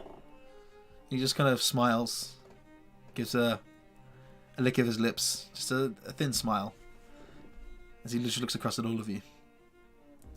You're enjoying the weather here, I suppose. Oh, Uh-oh. oh, we're back. Sorry. That's all right. We're okay. As the individual just looks over you. Well, it's a quiet bunch we have here. I thought you'd be more vocal. I'm just staring at Zadie. Our talks with strangers have not boded well. Well, Or bode well. I What's will going forgive on, your Zadie? butchering of our language, but Apologies. I think if Richter's on like Zadie's left shoulder, I'm gonna be on her right and be like, Zadie, why are you tingling? That's just whatever I call that thing I see. And meanwhile, the other ear is just like, what's happening? I hear someone. I'm sorry. What's a tingle? Captain, I was homeschooled. So. the individual in that. Wow. Serious. No comment. He'll kill us, you guys. So he just has his arms folded, his black cloak kind of running down to his sort of the back of his knees, sort of a thin velvet trim within of red. As he just looks out at all of you. Come on, I thought you would have more to say. You've come here, willingly or otherwise. I believe you were in the pursuit of a grand enemy, no? Some werewolves, I believe. If I'm not to be mistaken. And as you see this, like, Ismark is there, weapon out, drawn, sort of facing him, but you can see his hand shaking slightly. Do Just you not know a connect- werewolf? Sorry. No, go ahead. You're talking to him. I'm gonna try and like whisper it with Ismark then as she's saying this. If I can. So you're going to try to... I think Rhea is shouting at the I think we're who we know who, Well- and I'm trying to whisper at Ismark You as must she's have, doing yeah. this. Mm-hmm. Yeah. So I was like, what do you know of werewolves? My wolves. My wolves. Oh. We've lost That's all we've that's lost all a- she needed to know. She just wanted to ask the question. Okay. That's That's going to be all. Everyone's going to be in the wrong spot. Oh no! Oh, In fact, no, wait, in fact. I've- Oh, and he's back. Oh, Okay. oh, he's Cool. back. There we go. Wow, what the fuck just happened? That's all right. Okay, All good. Am I here? Just some technical Yeah, technical yeah. difficulties. Hey, buddy. He just Cool, he sort sorry. of says, "My wolves." I think you know the answer to that. This is my domain, after all. And you're here as visitors, as subjects. And he just kind of I looks don't across think at all so. of you. He chuckles. He says, "See it as you will. Maybe you'll see it like me in time. Perhaps not. But I truly expected you all to be more talkative. That's all." Ian, is this the thing that brought me back to life? The voice sounds familiar. Ismark. The what? The thing we brought back to life? What? No, the What? Oh, the. no accent. It's a No, okay. Yeah, I Gaza? clearly have no idea about that bit. Gaza, what are you? Ismark. Can you hear me? You're right next to him, right? Yeah. He's Oh, cool. I didn't know how far away you was. yeah. I mean, he's sort of moved to the front of the group. He keeps like sort of eyeing back towards where Arena is, and Arena's sort of like got a hood over, sort of facing the other way. And yeah, he's what is it? I'm ready. If you... Did he say he brought these walls? Did he already said? He's sort of just like again handshaking with his blade drawn. He just says, "I think you figured who you know this is. Strahd, you monster! Yeah. Why?" And he's sort of struggling for words. Why are you here? What do you want? And he just sort of like glances back, almost as if noticing Ismark for the first time. He goes, "Ismark, my friend. You're a friend of mine, you demon. Such hostility, such anger. You would do well to serve me, but I can't have everything, I suppose. Now, where's Arena? She's long overdue a visit. I've perhaps given you some grace to bury your father. I'm sorry to hear of his passing. And you just see Ismark sort of grit his teeth, and he sort of just like stares angrily at Strahd as he kind of takes like a couple of steps forward. I'll stay in front of him if possible. He's moved round the side of you guys, and he's moving forward with his blade just drawn. He's like slowly marching forward. I'll be move making after him sure then. that I am between him and Richter like the whole time, Sure. and have like a Still death don't know what's grip going on on. Richter as well. Still don't know like, what's going like on. Zadie is freaking out, so you can feel. You know when people are like go to the dentist and freaking out or whatever, Mhm. and they like. Mhm. Feel the like, jack- yeah, feel the that jack- is feel what the you It's the feel same like. thing. Yeah. What is it? Dentist. Who Vampire. who is this man? You're not hearing him talk. Did you lose your I can, hearing? I can know. I can hear it, but I do not know who this person is. Did you say? So it's, apologies, I haven't Me and you now. introduced myself properly apparently for That's right. You haven't. those of you that Forgive struggle. me, for I cannot see you right now.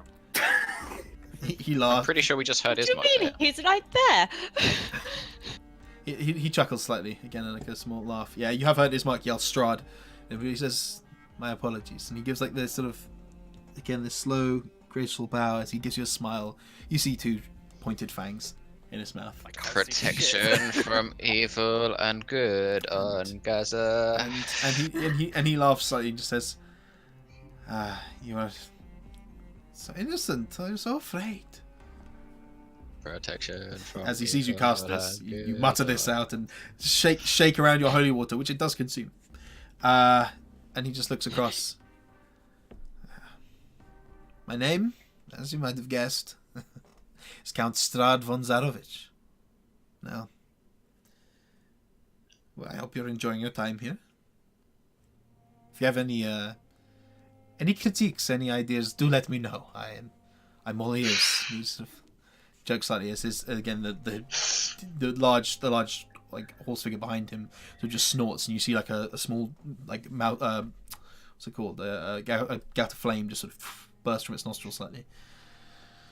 Yes, I have an idea. You can fuck off. Leave us alone. He raises his eyebrows very slightly at that. Freya! I'm hiding behind Guzza, noticing that he's casting some sort of protection. Yeah. He just he chuckles slightly and sort of just looks in at you from a distance and just says, "My, quite the mouth on this one. Maybe we'll take that next, but no, I am here. Ismark, you can't hide her, but." And Ismark's just sort of like, you see him kind of, he's gone somewhat pale, but he's still sort of, like, he's edged maybe 15 feet forward, as this individual has moved another 15 feet forward, sort of gap between them being no more than 30 feet, whereas you guys are maybe 45 feet back, as he just sort of eyes you, his arms crossed, taking steps through the earth. May not know why you're here, but I suppose you will find out in time. Look at all of you.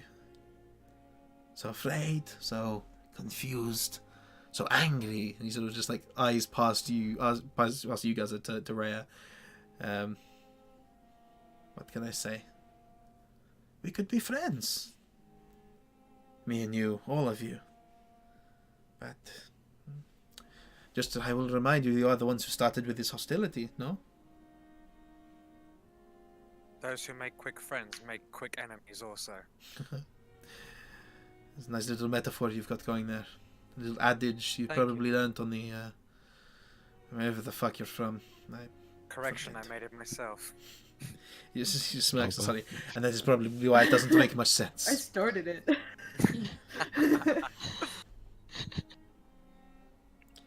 But Count von Strahd, forgive me, I do not he just smirks. know how to address you, but I do respect you, Oh, you can call me. as all do. You can call me Strahd. You said it was your wolves earlier? Well, you agreed to that? Something Ismark said, and I turned back to look at him. Ismail just says. Or overheard, sorry. Oh no, he said it out loud to all of you. My wolves. Mm. He says, "Yes, my wolves. What of them?"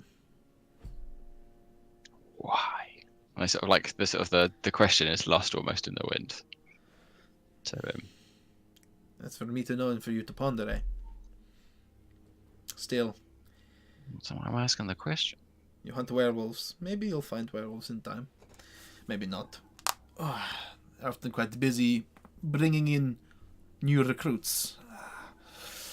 And he just sort of like looks up at you again. But I just thought I'd pop in and say hi. He sort of looks over you and just says, "Irina, I will be with you soon." He just chuckles quietly, and that sort of lets Ismark sort of angrily just like something just fell off my desk. Ismark sort of just like starts to move toward him with his blade drawn, like stepping forward to him. Can I get... You will not speak her name. And hold on. As I see that happening, I'm going to try and pass Richter to Trundle. You deal with the blank, man. Who are you handing me to? You're able to see enough that you don't need guidance. You just can't really see clearly. It's like I said, looking through a fog. I hold on to Trundle regardless. Sure, just like, sure. Pound the way. And then I want to put myself with Ismark. Okay, Ismark at this point is like 20-25 feet ahead. You can start moving. So I'm like, just. Well, I mean, you'll be like partway to him as this is happening, as he starts to like almost run forward. As Strahd just kind of just looks at him, and you see Strahd's eyes almost flash like there's just a brief sort of pulse of almost pink. If you bear with me one moment.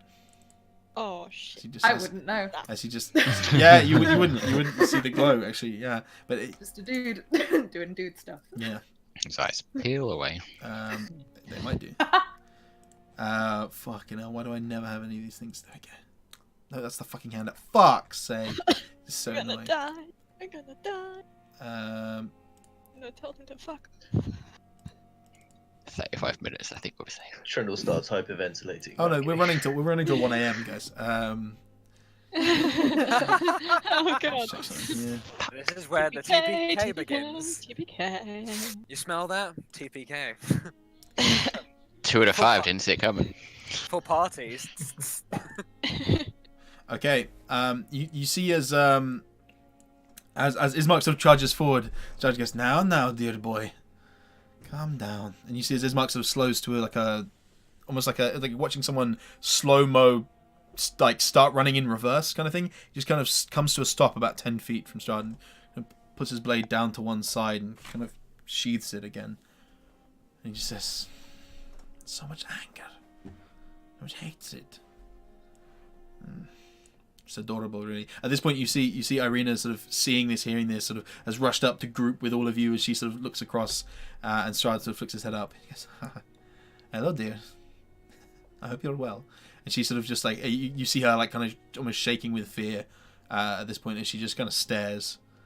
But Ismark kind of slowly looks at him, and he whispers something towards him as they're maybe 10 feet away. And Ismark sort of just turns and sort of looks at all of you. And he kind of just goes... And he draws his blade. And he starts to sort of walk towards you. He says, now, I didn't want to do this, but... It's out of my hands, truly. He comes at me with violence. Well, we'll see who he's violent against, shall we see. And he sort of just gestures towards you, and you see as Ismark starts making his way towards you guys. As Strahd just kind of folds his arms. Says, I'm sorry, it's not even my choice. But and I need you all to roll initiative as he kind of folds his arms as this happens. Yeah. But I suppose this could be a first test. Okay, I think we'll need our tokens to click you on. will. Oh, yeah. We will. I've got a cheap ass battle map lined up for this one. Let me get the layout correct here because I had a few things that could have gone on here. Should we say? Boy. So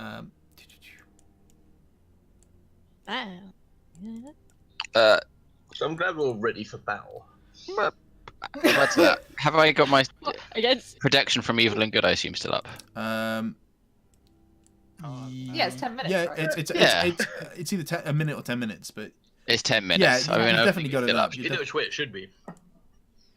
So I believe. It's not been 6 seconds. It's been a little more. I mean, I'll take 8 minutes if you'll take that. I'll Ian. be behind Gessa.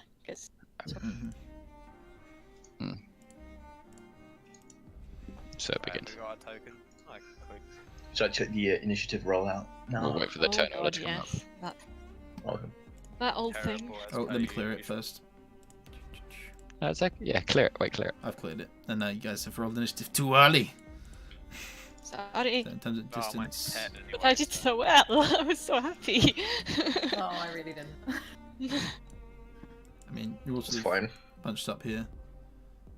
Right, you said you're behind Gaza. Arena's kind Yeah, of it moved was. up to here. As Ismark sort of turns, draws his weapon, and starts moving towards all of you. And I can only see 3 in the turn order. Yeah, yeah, so because you can guys I, rolled it beforehand. If you right click and add yourselves to the turn order, then you can manually type it in. But you rolled it too early. Oh no. Oh, I rolled that to myself, but it will have appeared in the initiative order on its own. So, How do I add to the turn order? Sorry. Ugh. Sorry. you right click and go add turn, I believe. You might not be able to. It's possible. I don't think we can. I don't Okay, think who needs no. it? Just re-roll. I No. need it. I'm I'm not re-rolling. I rolled really well. Yeah, you can re-roll and There we then go. type it in manually. Meant for Richter. Okay. There we go. Fast hands, Richter. I'm right at the bottom. That's oddly As appropriate. per usual. Start from. Okay. All right. Let's just step the pace of this up a little bit. This is appropriate.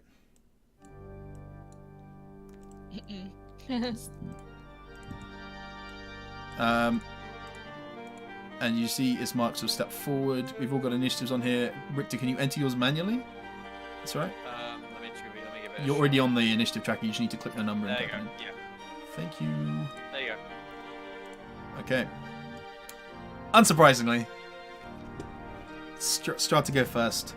God, there's a lot to manage here.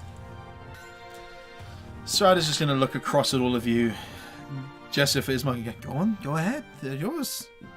And he is simply going to. He's going to just like whistle in the air, just give like this sort of this almost imperceptible whistle as you see him just purse his lips and tilt his head up. And you start hearing. Okay, you start hearing sounds in the distance around him as like in the woods as you hear rustling within the trees.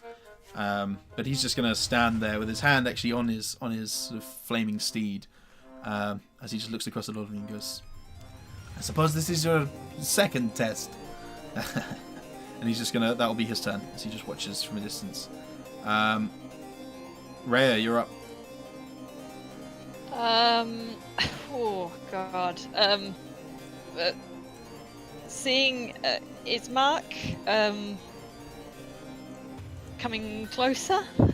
I'd like to hold my action until he gets sort of maybe within 10 feet of where Zadie is. Mhm. I'm just gonna hold my action for the moment. Sure thing. Bear with me. I also just need to. Oh well, she rolled terribly anyway, so that would put her at the bottom. Cool.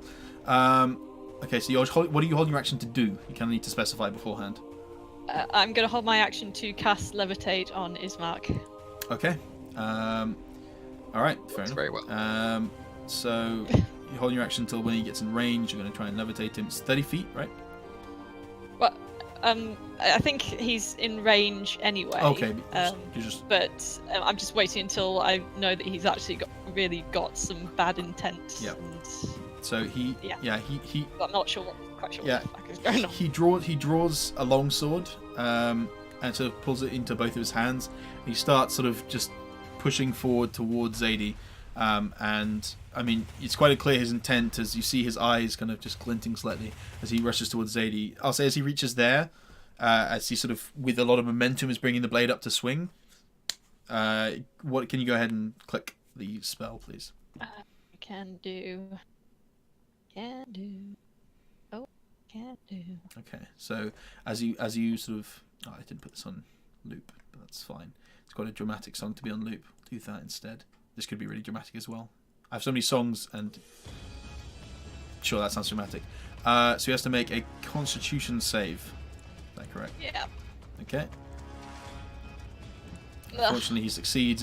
As he's running forward, you see one of his steps is slowed slightly, but he pulls himself. He's able to sort of break the pull coming up on him, and he just rushes towards Zadie, blade drawn. He's able to make 2 longsword attacks. He's attacking with 2 hands. Zadie? That's a 16 to hit, Zadie. It doesn't hit, I don't believe. Sorry, my roll 20's just got insane, and the background music is so. Oh, okay, I Oh, can. make it go away. I can't hear anything. It's in the settings. I can tone it down on this end, but if you're not able to do it on that end, Yes, it's. And yet. Because I turned mine up. yeah. So 16 doesn't hit, I don't believe. Is that correct? As it sort of comes in with a swing. I think she's 18, I think you're 18. Yeah. I think so, yeah. Yeah, I'm 18. Okay, so he swings in, and you're able to bring your shield up and just poof, like block it. However, the second swing comes in from the other side, and that is an 8. So he sort of, as he swings it in, the momentum on the blade, he kind of swings heavily, and you're able to just kind of step back out the way as he swings. However, he sort of has his blade drawn. You see this almost hunger in his eyes as he steps in, and you do hear this kind of rustling taking place. That's Zadie, fully not knowing she's being attacked, just steps in the wrong direction, avoiding the attack. yeah, maybe no. She's able to see it and block it because she can see him clearly. Yeah, but you see beyond him this just kind of burning presence almost.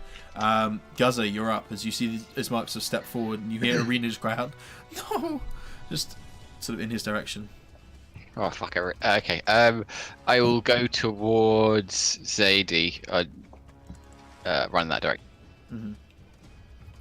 And can I make a grab at him? Are you going to try and grapple him? Yes. Just trying to stop this madness. Sure. Just for this moment. Yeah. I mean, as you're aware, grapple will only reduce your speed to 0. That is all that a grapple can do. You need a feat to make it do more. Okay. Yeah, that's fine. You're going to try that? Okay, go ahead and make a strength check. Athletics, but... Oh, he has a proficiency in athletics. So... Okay, yeah, you're able to grab him as you sort of reach over, like sort of drawing a weapon, just grab him with your hands, hold him in place. I'm just saying, Ismark, what is wrong with you? I'm just holding on to him. Okay, as you do that, Strada's going to use a legendary action to move. And he's just going to move his way. He'll just move his way, almost gliding, just up to you. Just sort of just stand there, about the same height as you. But he just sort of looks at you in the eyes and goes, "It's cute, isn't it?" You can try, but you won't get anywhere. As he just slides forward. Let me just check some. Cool. That's your turn, and that's his take the legendary action at the end of your turn. It's now his horse's turn. How is that getting a turn? Because it's fucking beastly. It's gonna just ride up and linger here, just behind Strahd. But it's not gonna attack as Strahd sort of just puts his hand out and you see it sort of snorting and readying something potentially. Yeah, so that's going to be his turn. Okay, Richter, you're up. Okay, I'm going to... where's my character sheet? Let's bring it up quickly, so I minimize it. I'm going to twin cast Enlarge on Guzza and Zadie. Oh my god. Okay. God, what the hell is that? That's effectively how it's going. There we go. Okay, so you pull your hand out. You will Just snap my fingers, and then they should grow. Oh god, if only this were I could sort of like magnify the idea of me growing. Yeah, so as you sort of pull your hands up, they sort of rise up. Now we know. And Strahd, looking unfazed, just chuckles and says, No, that is adorable. That is... It's truly, truly beautiful. Let me just check something here. Cool. As you both get larger, that's your action. Anything else? I'm going to... Sorry, really. Myself over here. Actually, no, I'm gonna stay where I am. I'll move back here. I'll be happy there. Okay. Zadie, you're up. Trundle, you're up next. So Guz is holding Ismark. Like with my hand now. Like it was the whole body beforehand. You're like, got your hand over his head, like. You double in size. I mean, like you're big. Yeah, you're like 10 feet tall, 11 feet tall, kind of thing. Large creature. I'm like the size of a horse, guys. Sorry. So Zadie. Preface Wow. this with how much I hate Zadie. Zadie is gonna look at Strahd and just be like, I don't understand what you want here. I know the kind of things you can do, and we ain't got a chance. All we can do is die heroically, which I'm up for doing, but if that's how it's gonna go... That's just 6 seconds. he sort of just glances across at you and smirks and says, then this test is perhaps not for you. What would you like to do? That was my turn. Just going to say that to him. If you said that was 6 seconds. I meant that 6 seconds of you talking. You can still do everything else, you know. Like it's free. It's free to talk. You just have 6 seconds in which it happens, you know. Except unless you're a villain, and then you're able to talk endlessly the whole time and give a monologue before any fight starts. So what? I am going to cast Bless on Guzza. You can cast Bless on up to 3 targets. Oh my god. Oh, can I? Yeah, All right. it's 3 targets. So that's going to go on. Who's nearest to me? That's going to go on Guzza and Trundle, and I'm going to put it on Ray just because I think Richter should stay out of the fight while he's blind. Partial blindness now, by the way. Partially Stay blind. out. So it's going on effectively everyone besides yourself and Richter. Yeah. Cool. Alright. So you are concentrating on that. You're all concentrating on stuff, so let me just mark this. Guzzy, you're concentrating, and you've been marked with protection from evil and good. We'll give you that, because that looks like a skull with a shield around it, kind of thing. Zadie, you're concentrating on Bless, which you didn't target yourself with. And Richter, you're concentrating on Enlarge Reduce. Yep. Okay. Trundle's got Bless. God, it's so much micromanaging. Okay, cool. You're all marked with the correct shit now. So Zadie, that's your action to cast. Are you casting anything else? Sorry, doing anything else, not casting anything else. Nope. I'm technically in Ismark's range, and he's just being held, so could still flail out at me. Correct. So yeah, I'm just stay big and stay here. Okay, Trundle, you're up. You see as your 2 allies sort of swell in size as Richter casts a spell, and you see sort of energy sort of link between him and them as they grow in size. You see as this individual, Strahd, steps forward with his horse riding behind and just sort of stares up, arms still crossed, just at Gazza and Zadie. I will begin to I'll start by running, and then I'll slowly slow down and slow to a crawl. And am I able to move between these units? In the middle. Because they're quite big, and also I don't know how that functions. You can make it. It would be your full movement to make it in that one gap.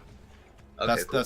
That would be it. Yes. And I'll do so. And as I'm doing it, I'll start just getting slightly start hyperventilating and scratching myself, getting a little bit nervous with the notion of war and fighting and the smell of fear, which I'm slowly starting to pick up. And I'll run in and let loose a very, very dramatic howl and transform into my hybrid form, screaming and sort of worrying at my own face. Not again! And that will literally be my action, my movement as I just move into place. Yeah, we'll give you angrily. Give you guns for that. All right, cool. And then as bonus action, I will use my blood rite on my rapier. Okay. All right. So as you use your what should we call it? You just on the rapier, not on your claws. Okay. No, because I'd have to drop the shield, taking another action. That's true. Okay, so yeah, the rapier sparks to life, and I mean, yeah, that's what it does. You take the damage. You take your damage, and you feel the frenzy kind of rise in your mind slightly. That's your full turn. Irina at this point. Irina at this point is just going to say, like, scream no. It's like loudly as she sees Ismark sort of under the thrall of this individual. She's going to move forward, and despite the thrall that he's under, you still like Ismark is still able to sort of like through his face. He sees her rushing forward, and he just says, "No, Irina!" And he sort of then just turns with his blade, and again prepares to swing again. Estrada just sort of turns his head slightly and just smiles and goes, so endearing, and he sort of then just swings his head back around to Irina, and his eyes glare slightly, and you see she kind of freezes in her tracks. She just sort of stops. She's drawn her weapon, but she's kind of afraid to get any closer. I can't believe Why is that still making sound? Sorry, excuse me. It's supposed to be muted. It's alright. So she stops in her tracks. That's going to be her turn, just out of the sheer situation. In fact, she's just going to back up a little bit. And she just sort of push past you, Rhea, but unable. She's kind of caught in this situ between the two places. At the end of her turn, being that it's Strahd's turn, he is going to he's going to turn to you, Trundle, and just smile using a legendary action. He's going to say, "Let's test you out a little bit," and he's going to lunge he's going to throw an unarmed strike at you. Bring it. Okay, so let me just make sure it's all correct. Oh boy, oh boy. That's a natural 1. He kind of just lunges out with his hand, and just as you're transforming, it kind of just brushes past you. It brushes past you, and he This just is the big bad. he just kind of looks at he just looks at Why you. are we fighting this? The NPCs started this fight. I was being quiet. He swings his hand past you. He just says, Didn't do that. as your form transforms and you're able to kind of bash it away, he kind of smirks slightly and goes, "Not bad, not bad." It does come round to his turn. He's going to he's going to look at you, smirking slightly as you hear the sound of rustling in the bushes around you getting louder.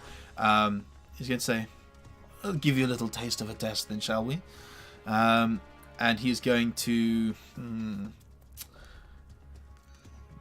he's going to make 2 attacks against you. Trundle. buddy. Boy. So Let's see what happens. Good on you, mate, for taking well, out he's the gonna fucking BBEG. he's gonna make 1 first. He just to sort of chuckle Hey, at man, you. It's my job. That's why I'm here. He's gonna make his first attack. What? It's only a 15, so it doesn't hit. As he sort of again, these are pretty bad rolls. And as he misses, you see like a slight sort of gritting of his teeth in frustration. He's gonna swing again, and that's your AC, or you've transformed, so it's not your AC No, it's anymore. not. It's Yeah, my okay. AC So is he swings again, and he's just like, not bad, Trundle, not bad. He just places his hand on your shoulder, just slightly, just like a sort of a pat on your shoulder before pulling it back deftly, quickly. I mean, if anything, if I can, just howl. Mhm. Just. Yeah. In fact, as you howl, he kind of looks at you and just says, "Kittle will be interested in you. I should let him know." And he just sort of again just there folds his arms, crosses his arms again, and just stands next to his horse, which sort of snarls menacingly at you. Rhea, you're up. Okay. Oh god. I'm gonna turn to Irina and say, "Right. If he wants you, I will make it as hard for him as possible." And I'm going to cast Fog Cloud right where we're standing. Okay, sure. You fill the air around you with this fog. I'll Yep. Fucker. It's a I'll trick it for you. There 30 you go. foot, 30 foot, 20 foot radius. So which area are you covering? Well, I definitely want to have her be in it. Okay. In the fog cloud. Just maybe have myself on the edge and. Oh, just behind you, effectively. Yes. Okay, I'm not gonna measure it perfectly because it's bigger Yeah, bigger sure. than that, but effectively that's what it does. It sort of covers it. Is you're still just on the cusp, able to step in and out as you please, but as it is, you're in and you're blind. You are under the effects of being heavily obscured, which is effectively to say that when you're in there, you're affected by the blinded condition. Sure. But you're able to, you know exactly where it begins and ends. As you hear Irina sort of like scramble around a bit through the fog. That's your action. Yep. Anything else? I'll just use my bonus action to hide in the fog. Okay, yeah, you basically. could do that. It's heavy obscurement. So go ahead and roll a check, a stealth check, please. Stealth check, yeah. It's pretty good. I'm going to mark you with a little ninja, just to indicate that. And you're also concentrating, and you're blessed. So everyone's got loads of fucking markings on them. So that's your turn. Yep, that is my turn. All right, at the end of your turn, Strahd getting a bit frustrated. Not me at all. Strahd is going to make an unarmed strike against you again, Trundle. Seeing if he can hit you. He's sort of just swinging it. It's almost shadow boxing you a little bit. Maybe he's just toying with you. I mean, I'm gonna presume he's It would be messing with me. convenient if it was messing with you. I feel like. What is Marcus I'm telling just us? looking at the damage. Jesus wept! Okay, so he slams his hand into you. Sort of like he's toying with you. Wait, sorry, is this Mark? No, this is a legendary action at the end of Oh Trundle's my turn. god. He's using the unarmed strike after sort of throwing 1, 2, 3 at you, and you're sort of like in your rage, kind of bashing them away. He just kind of laughs and pulls his hand up and places it on your chest, and you feel this kind of pulse backwards. You take 18 bludgeoning reduced to 9 because technically the attack is not magical. However, you also take 28 necrotic damage. Which is not reduced, as he just places his hand on your stomach, essentially blasting you backwards, sending you tumbling. What is your maximum HP, out of curiosity? Trundle? Elliot? Trundle? Elliot? Elliot? Elliot, What's get off happened? your phone, You're man! dying. What are you He's doing? You're He's dying! mathing. Let him Hello, math. hello. Hi, Elliot! Yeah. Back, You're am I back? dying, I Mate, 100%. are you dead? Yeah, what I'm trying to hit me determine. so hard my computer crashed. Oh my god. So, It actually hit me so hard. my Elliot, what is your computer max what? HP? And what What is my max HP? It says on the thing it's 30. 31. 31. Okay, so it dealt 28 plus 9. Yeah, you're fine for the time being. Halved. No, the 20, the, Oh, 20 that's the true. 28 is not halved because it's necrotic damage. But it's not halved. No, because it's necrotic damage. So Fucking mad. as he kind of weaves around you, and sort of you're like blocking these hits, the punch comes in, and it's not the impact of the punch that hurts because you do reduce that by half. Lord and heavens above. Yeah, he pulls his hand away, and you Someone just save my you goddamn just ass. see his arm almost swell briefly as it sort of just drains you of all strength. Trundle hits the floor as he falls down unconscious from the impact. I believe you may shift back in forms. Yeah, I shift back to Look. Yeah, you shift. I shift back to normal form apart when I reach 0 hit points in my Yeah. So, hybrid form, but I maintain standard hit points. yeah. You 100%. yeah. So you shift back into your form, into your normal form. I'm technically not sure how bless works with regards to someone being unconscious. I'll say it maintains because it hasn't hit you yet. And as you fall, again, he sort of then just turns and looks up at you guys and just smiles slightly and says, "Do you want to be next? We can make it so if you like." That'll be his legendary action though. Ismark now is just going to swing 2 swings at Zadie, as he did before, not hitting last time. This time, in fact, this time he's going to pull his long sword into one hand, draw a short sword, and swing. He gets this, so he has. Can he do that when he's being held? Like, Yeah. what happens? Sadly, 'cause all it does That's is how, reduce your that's how speed to this 0. thematic works. Yeah, you can't add effects in, like you can't take a use an object action for free, because that is, again, that would just change the effect of a Okay, but grapple. you can draw new weapons. That's more interesting for me next time I get Yeah, I mean, held Yep. person. yeah, I mean, you can still use everything. You can still do everything. It D&D. just reduces your speed to 0. Mechanics. There's the restrained mechanic, which certain things have. If you're a grappler, you can do exactly that and grapple someone and restrain them. But that's not the case here. So one long sword attack against you, Zadie, misses. Another one also misses, and he swings up with a short sword. That one catches you for 5 points of damage, and I need you to make a concentration check from the swing as he just sort of. What is it? It's a Constitution saving throw, and because it's a saving throw, you're not blessed actually, so you can't add a D4. I'm not. Yeah, but it's a DC 10 or half the damage you take, whichever one's higher. So Okay. Ooh, my so it's just constitution, DC 10. Not good. Yeah, That's unfortunately, blessed as he hits you with one impact. You lose your concentration on the blessed, and unfortunately, all of you. I was focused on Strahd. I wasn't expecting to be. hit Yeah, in I mean, that you still managed to direction. block 2 of the 3 hits, but unfortunately, the bless does drop on all 3 of you that had it, including the downed Trundle. So as that all drops away, Strahd sort of smiles and goes, "Not bad, Ismark. we'll need to train you up a bit more. Guzza, it's up to you. Seeing what It's your turn. Strata said to What me does being briefly. big do? Sorry, what does enlargement actually do to us? You got advantage on all strength checks and saving throws, and you also get plus 1d4 to any attacks you make. Yep. Cool. Damage. That's pretty Not the sick. attack roll, but damage. Sorry, yeah, the Yeah, damage yeah, you so make. still. Which is awesome, but there is a poor human. I'm pretty sure you're a human right now, You aren't you? shifted back. I mean, the hair tufts are still right now- receding. Yeah. But yeah. Thank you. Pick him Seeing up, this. Carry him home. Yes, I will say to Strahd as he asks me this question of, would you like to be next, or something to that degree, if I recall. Yeah, again. just smirking slightly. Say, would you like to be next? He's clearly not worthy. Perhaps not to you, and I'll kneel down, and I'm just gonna roll 1d15 because I think trying to like choose how many hit points I roll is a bit Sure. meta-y. So I'll see how many hit points I heal him for. Sorry, at this point, Elliot.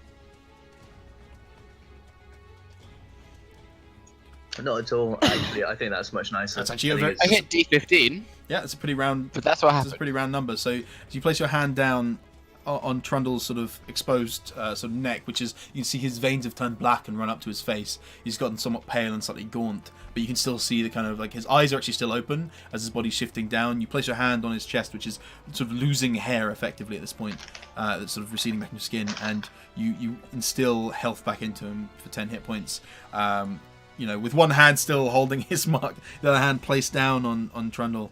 Trundle, you regain consciousness as you feel like it feels like you've been punched in the chest incredibly hard. You feel like, again, you have the snap memory of rushing forward, and then you have the snap memory of being on the ground. That's all you feel besides the aching pain in your chest. As you look up, you see Guz's hand placed on you, this enormous sort of gauntleted hand on you, and Strahd just sort of stands there looking over you slightly, looking up at Guz and just smiling. This part is tricky for Yeah, you. I mean, if I can, I mean, I probably can't because it's an action, but I'd like to push at least him away a little bit if I'm this big, strong boy, 4 times the size of him. What? Who push you away? Well, to push his mic and being like, what is wrong with you? Just trying to push him away. So, I mean, you have him grappled. Effectively, you can move at half speed with him. That would be a shove action, though, to shove him away. Which I assume is an action. Shove action. Yeah. You can, once you have multiple extra attack, you can grapple or shove with one of your attacks within that attack action. So when you hit level 5 and you have 2 attacks for some of you, you'll be able to. You could grapple and make 1 attack, or shove and make 1 attack, just as a reference. So Great. yeah. Okay, well, come January 19, let's discuss this a bit more. Until then, Yeah. Happy New Year, everyone. See you then. So I mean, like I said, you can Next move bit. half speed with him, and there's nothing he can do about it. You have him grappled. But in fact, Ooh, okay. I'll bring him into the fog. okay, That's where the fun is. okay. You see as you step away from Strahd, he kind of lunges at you slightly, and like even though you're much higher up, you are fixed on Ismark and on him. He kind of lunges at you as again it does instill somewhat fear into you, but it's just cute as you move yourself. As it actually, because you're large and have advanced on strength checks. Double the movement, surely. Yeah, I think you might be able to move full movement as you sort of drag him. He's considered a large creature, so I'm not quite sure what that means, but Does that mean? I'm not sure of the If mechanics, but we because you have all the, 30 feet. I'll say because of enlarged, you can move at full speed, so you're able to drag him in there. You yourself being in fog as well. Cool. Have fun, Zadie. See you later. Bye! Okay, it is now his horse's turn, and the horse at this point is going to run up here. As Strahd sort of whispers back to it in a language that none of you understand. Well, none of you nearby understand. It's going to rush up here at the edge of the fog, and it is going to hold its action as Strahd's just going to say, like, look across at all of you and go, "Well, it's been fun. We'll see how this test continues. Now, Ismark, let's go." And none of you see Ismark, but as Strahd uses his legendary action to move and mount his horse, he just points off into the distance. This is slightly dramatized. He just points off into the distance to the east, and she goes, let's ride. And as it starts to do, you just see as he and the horse just go and disappear. Yeah, they just disappear out of sight. However, you hear rustling in the bushes as he disappears. And Does his mark also disappear? you don't know. He's in the fog. Oh, fair enough. Do I know? Yeah, actually, you would know. Yes. Yeah. Your grip disappears. Nothing, whatever's in your hand, disappears. However, you're the only one who is aware, as everyone else is in the fog. Or Ismark was in the fog, so no one else could see him. You hear rustling in the bushes. You hear the sound of cracking. Quick question. Yep. Can I see through the fog? We'll have to rule on that next week. Can Richter? We'll have to rule on that next week. Richter definitely can't. Zadie, we'll have to see next week. But that is where we're going to end it. As you hear the sound of breaking twigs and brush being pushed aside as noises come from the north and south. And that's where we're going to have to end it. So, welcome to Barovia, guys. Good hustle. Good hustle. You're at least up. You are no longer unconscious. You're just prone. Trundle. And I know we're ending partway Thank through. you, Gaza. I'll tell you what, you guys, because I know we're hitting right 11 now, so and I don't want to hold anyone. Shanti's your go. But I'll let you know now, if you guys want to, you have effectively 1 round, as although through the fog in the trees you hear the sound of cracking and breaking. I'll give you 1 round between this week and next week, or now if you have time, to do something. I will move into the fog. That will be my action, considering I'm next. Okay, so you move into the fog. Yep, I'll move Zadie, you see as they all disappear, but you hear the snapping and breaking from north and south of something pushing through the fog through the trees. I will be trying to help Trundle to get to them as well. The way grouped up. I'll be together. assisting her in assisting me. Okay, so I'll just do this based off of movement. Trundle, you get up 5, 10, 15. 15. Zadie, it takes an action to grapple him, but you can. I'll say again, I don't know the exact rulings on it, but I'll say because you're enlarged, you can move at full speed with him in hand, or sort of like just dragging him along. And I'm assuming Trundle accepts it. So you all move in the fog. You're all blinded, and you hear the sound of snapping and snarling coming from outside of this area. Trundle, you would have had to use your movement to get there. Blinded? We'll discuss that next week, and I'll let you make a decision off of it. You hear Arena sort of like shift and move in the fog, and as she sort of calls out to you all, you feel hands on you from her. She's like, "What's going on? Where's Ismark?" And that is where we're going to end the session. Cool, perfect. All right. Oh, there you go. Ian, do I take a point of exhaustion for being downed and put back up? No. So, I mean, there was discussion of maybe doing. There was discussion of maybe doing crit based. No. Let me explain. There was discussion previously when we were starting up this campaign of whether or not we wanted to do, like, if you're downed by a crit, the potential for lingering wounds. It's something in the DMG. We never settled on it, so I'm not going to enforce it on you now. But it's something we can discuss in the future. With regards to getting downed, I know it can get a bit confusing, but it's only if you get downed more than once. I'll say between short rests, but realistically that means in a single combat. If you get downed once, you go down, you get healed up, that's fine. You go down a second time, you take a point of exhaustion immediately, and every time you go down again, you take another point of exhaustion. I think it's otherwise you can get these kind of things where someone tanks by just being on the floor, healed by 5 points, down again, and the idea, it must be very fatiguing for someone to be punched and whatnot. Yeah, but the idea being that it can't happen. It can't happen. It doesn't happen initially. It's only on the second or further ones. So yeah. Anyways, fantastic, guys.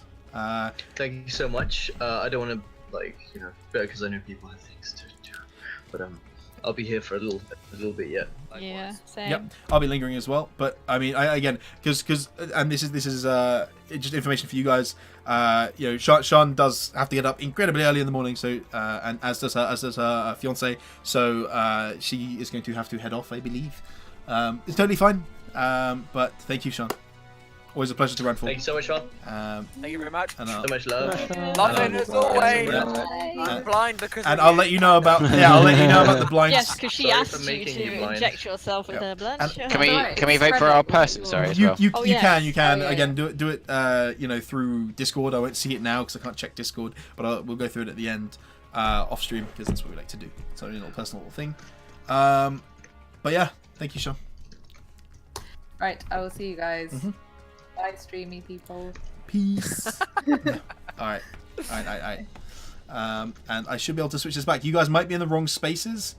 That's alright. Oh fuck yeah! So I set it up because I knew that I basically put Elliot and Harry on the same spot because I thought Harry wasn't going to be here to start. Yeah. And so currently Elliot, you're Sean. I'm Cyan. Yeah. And No problem. Harry, you're Elliot. So Hey guys, how's it going? that's going, That's Brass. exactly what it sounds In like. fact, I might actually be able to make you Harry. Not far off. Okay, you're Harry now. Okay, just Elliot's wrong. Sorry, you just happen to be on the same tile.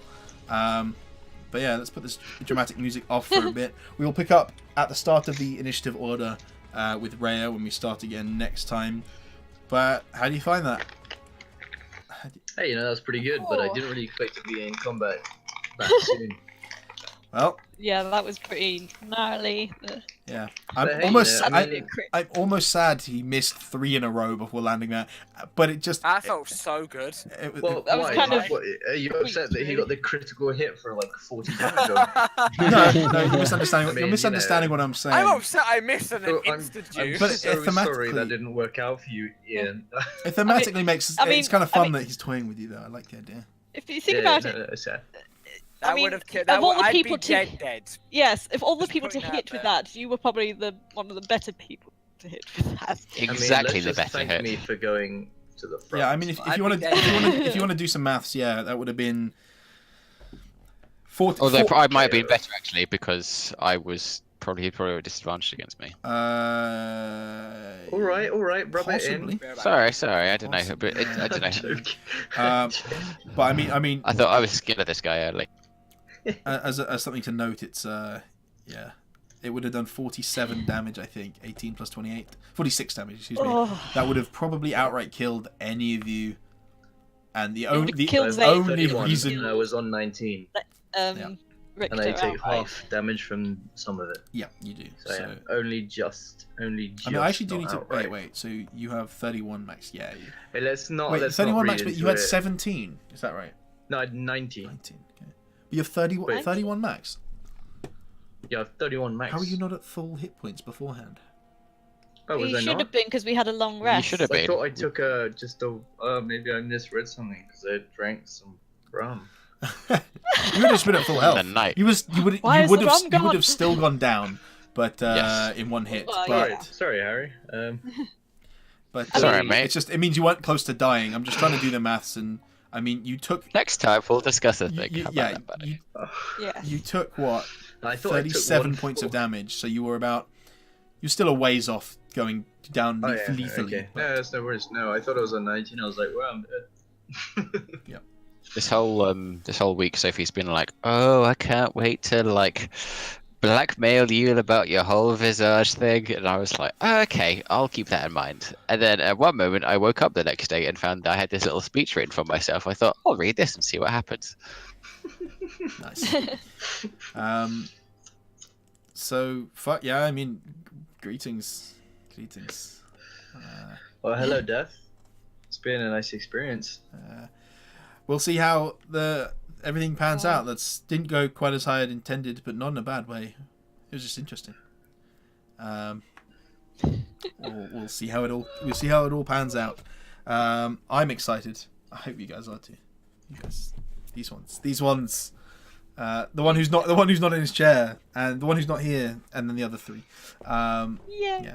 But I always have fun doing these sessions. Absolutely, Yes. they're great fun. I was. Thank you as Yeah, always, they're- like I Ian. said, Clap, clap, manic. clap. Thank you as always, Ian. No, thank you guys. thank I you. couldn't do it without you. Thank You you. know this. Thank you anyone who's watching. I know we got a couple of subs in there as well. I haven't had my Ooh, thing couple of open, subs. Yeah, and it we kind of did. made the Thank noise, you which very much, bugged me. people. But thank you. It was Fame. There's some bits from Cannibal Pie Demon. Thank you, dude. And Little Isao Little gifted Tidyman's a reoccurring. yeah, Isao gifted a sub Love that name. to PK Climber. I think it was just a community gift that ended up going to PK Climber. So enjoy your sub and Fame. Thank you for the 2 months. So as well as Absolutely. yeah, I think there was 1 or 2 followers, but I can't see them. Or maybe they were before the stream. I don't know. I definitely had it pop up though. But thank you guys. We will see you all next Tuesday. I will see. I will see you Thursday probably for the stream. Maybe not. Depends on our other game when that's happening. Just in case it happens on Thursday, I'd rather sort the game out and then stream at a different time. I don't think I can. Oh yeah, I'll you probably discuss couldn't do it later. Thursday. That's true. I can't do Thursday, Friday, Saturday, or Sunday, so I think we're gonna have to cut it till next week. Okay, Oh. fair enough. Which sucks considering it was on a 2-week hiatus anyway. But you know what? It's fine. I don't mind at all. It's totally okay. I can plan some perhaps more things, like prep for the future, perhaps. And I can kill you all in this game before that happens. Okay, Yeah, well, don't kill yeah, me. thank you, Looney and Kat as well for returning as well. That's me. Oh, that's you. Okay, that explains a lot. I was Yeah, like, I was really sorry. confused. I was like, of course, Lacuna. Yeah, you're whatchamacallit. Well, Looney is Sophie, not Cat though. No, Lacuna is your. Where's everyone's thingy username here? Anyway, but yeah, I know everyone else's I wonder usernames, but I wonder what Snake could be. the Snake Cube. Yeah. So Anyway, Snake, we have Anti-Flame, we have Heavy Punk, That's then we Harry. have Luna, Lacuna. that's Sophie. Yeah. You guys just I think populating chat. Zadie has her own name. Yeah, Zadie for now. I think it is. Yeah. But anyway, we'll leave you guys with. Yeah. Thank you. But we'll leave you guys with some beautiful music from Hollow Knight, which is just adorable. But Brilliant game. it's a brilliant game. Got an amazing soundtrack. And we will see you guys, like I said, next Tuesday. I'll see some of you sooner. Peace out, guys. Thank you so much, everyone. All right. Thank you Peace and love. guys. Take it Thank easy. you.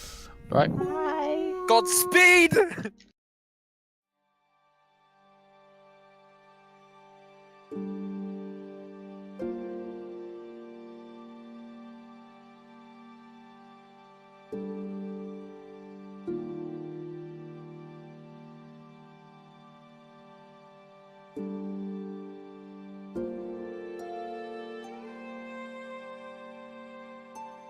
you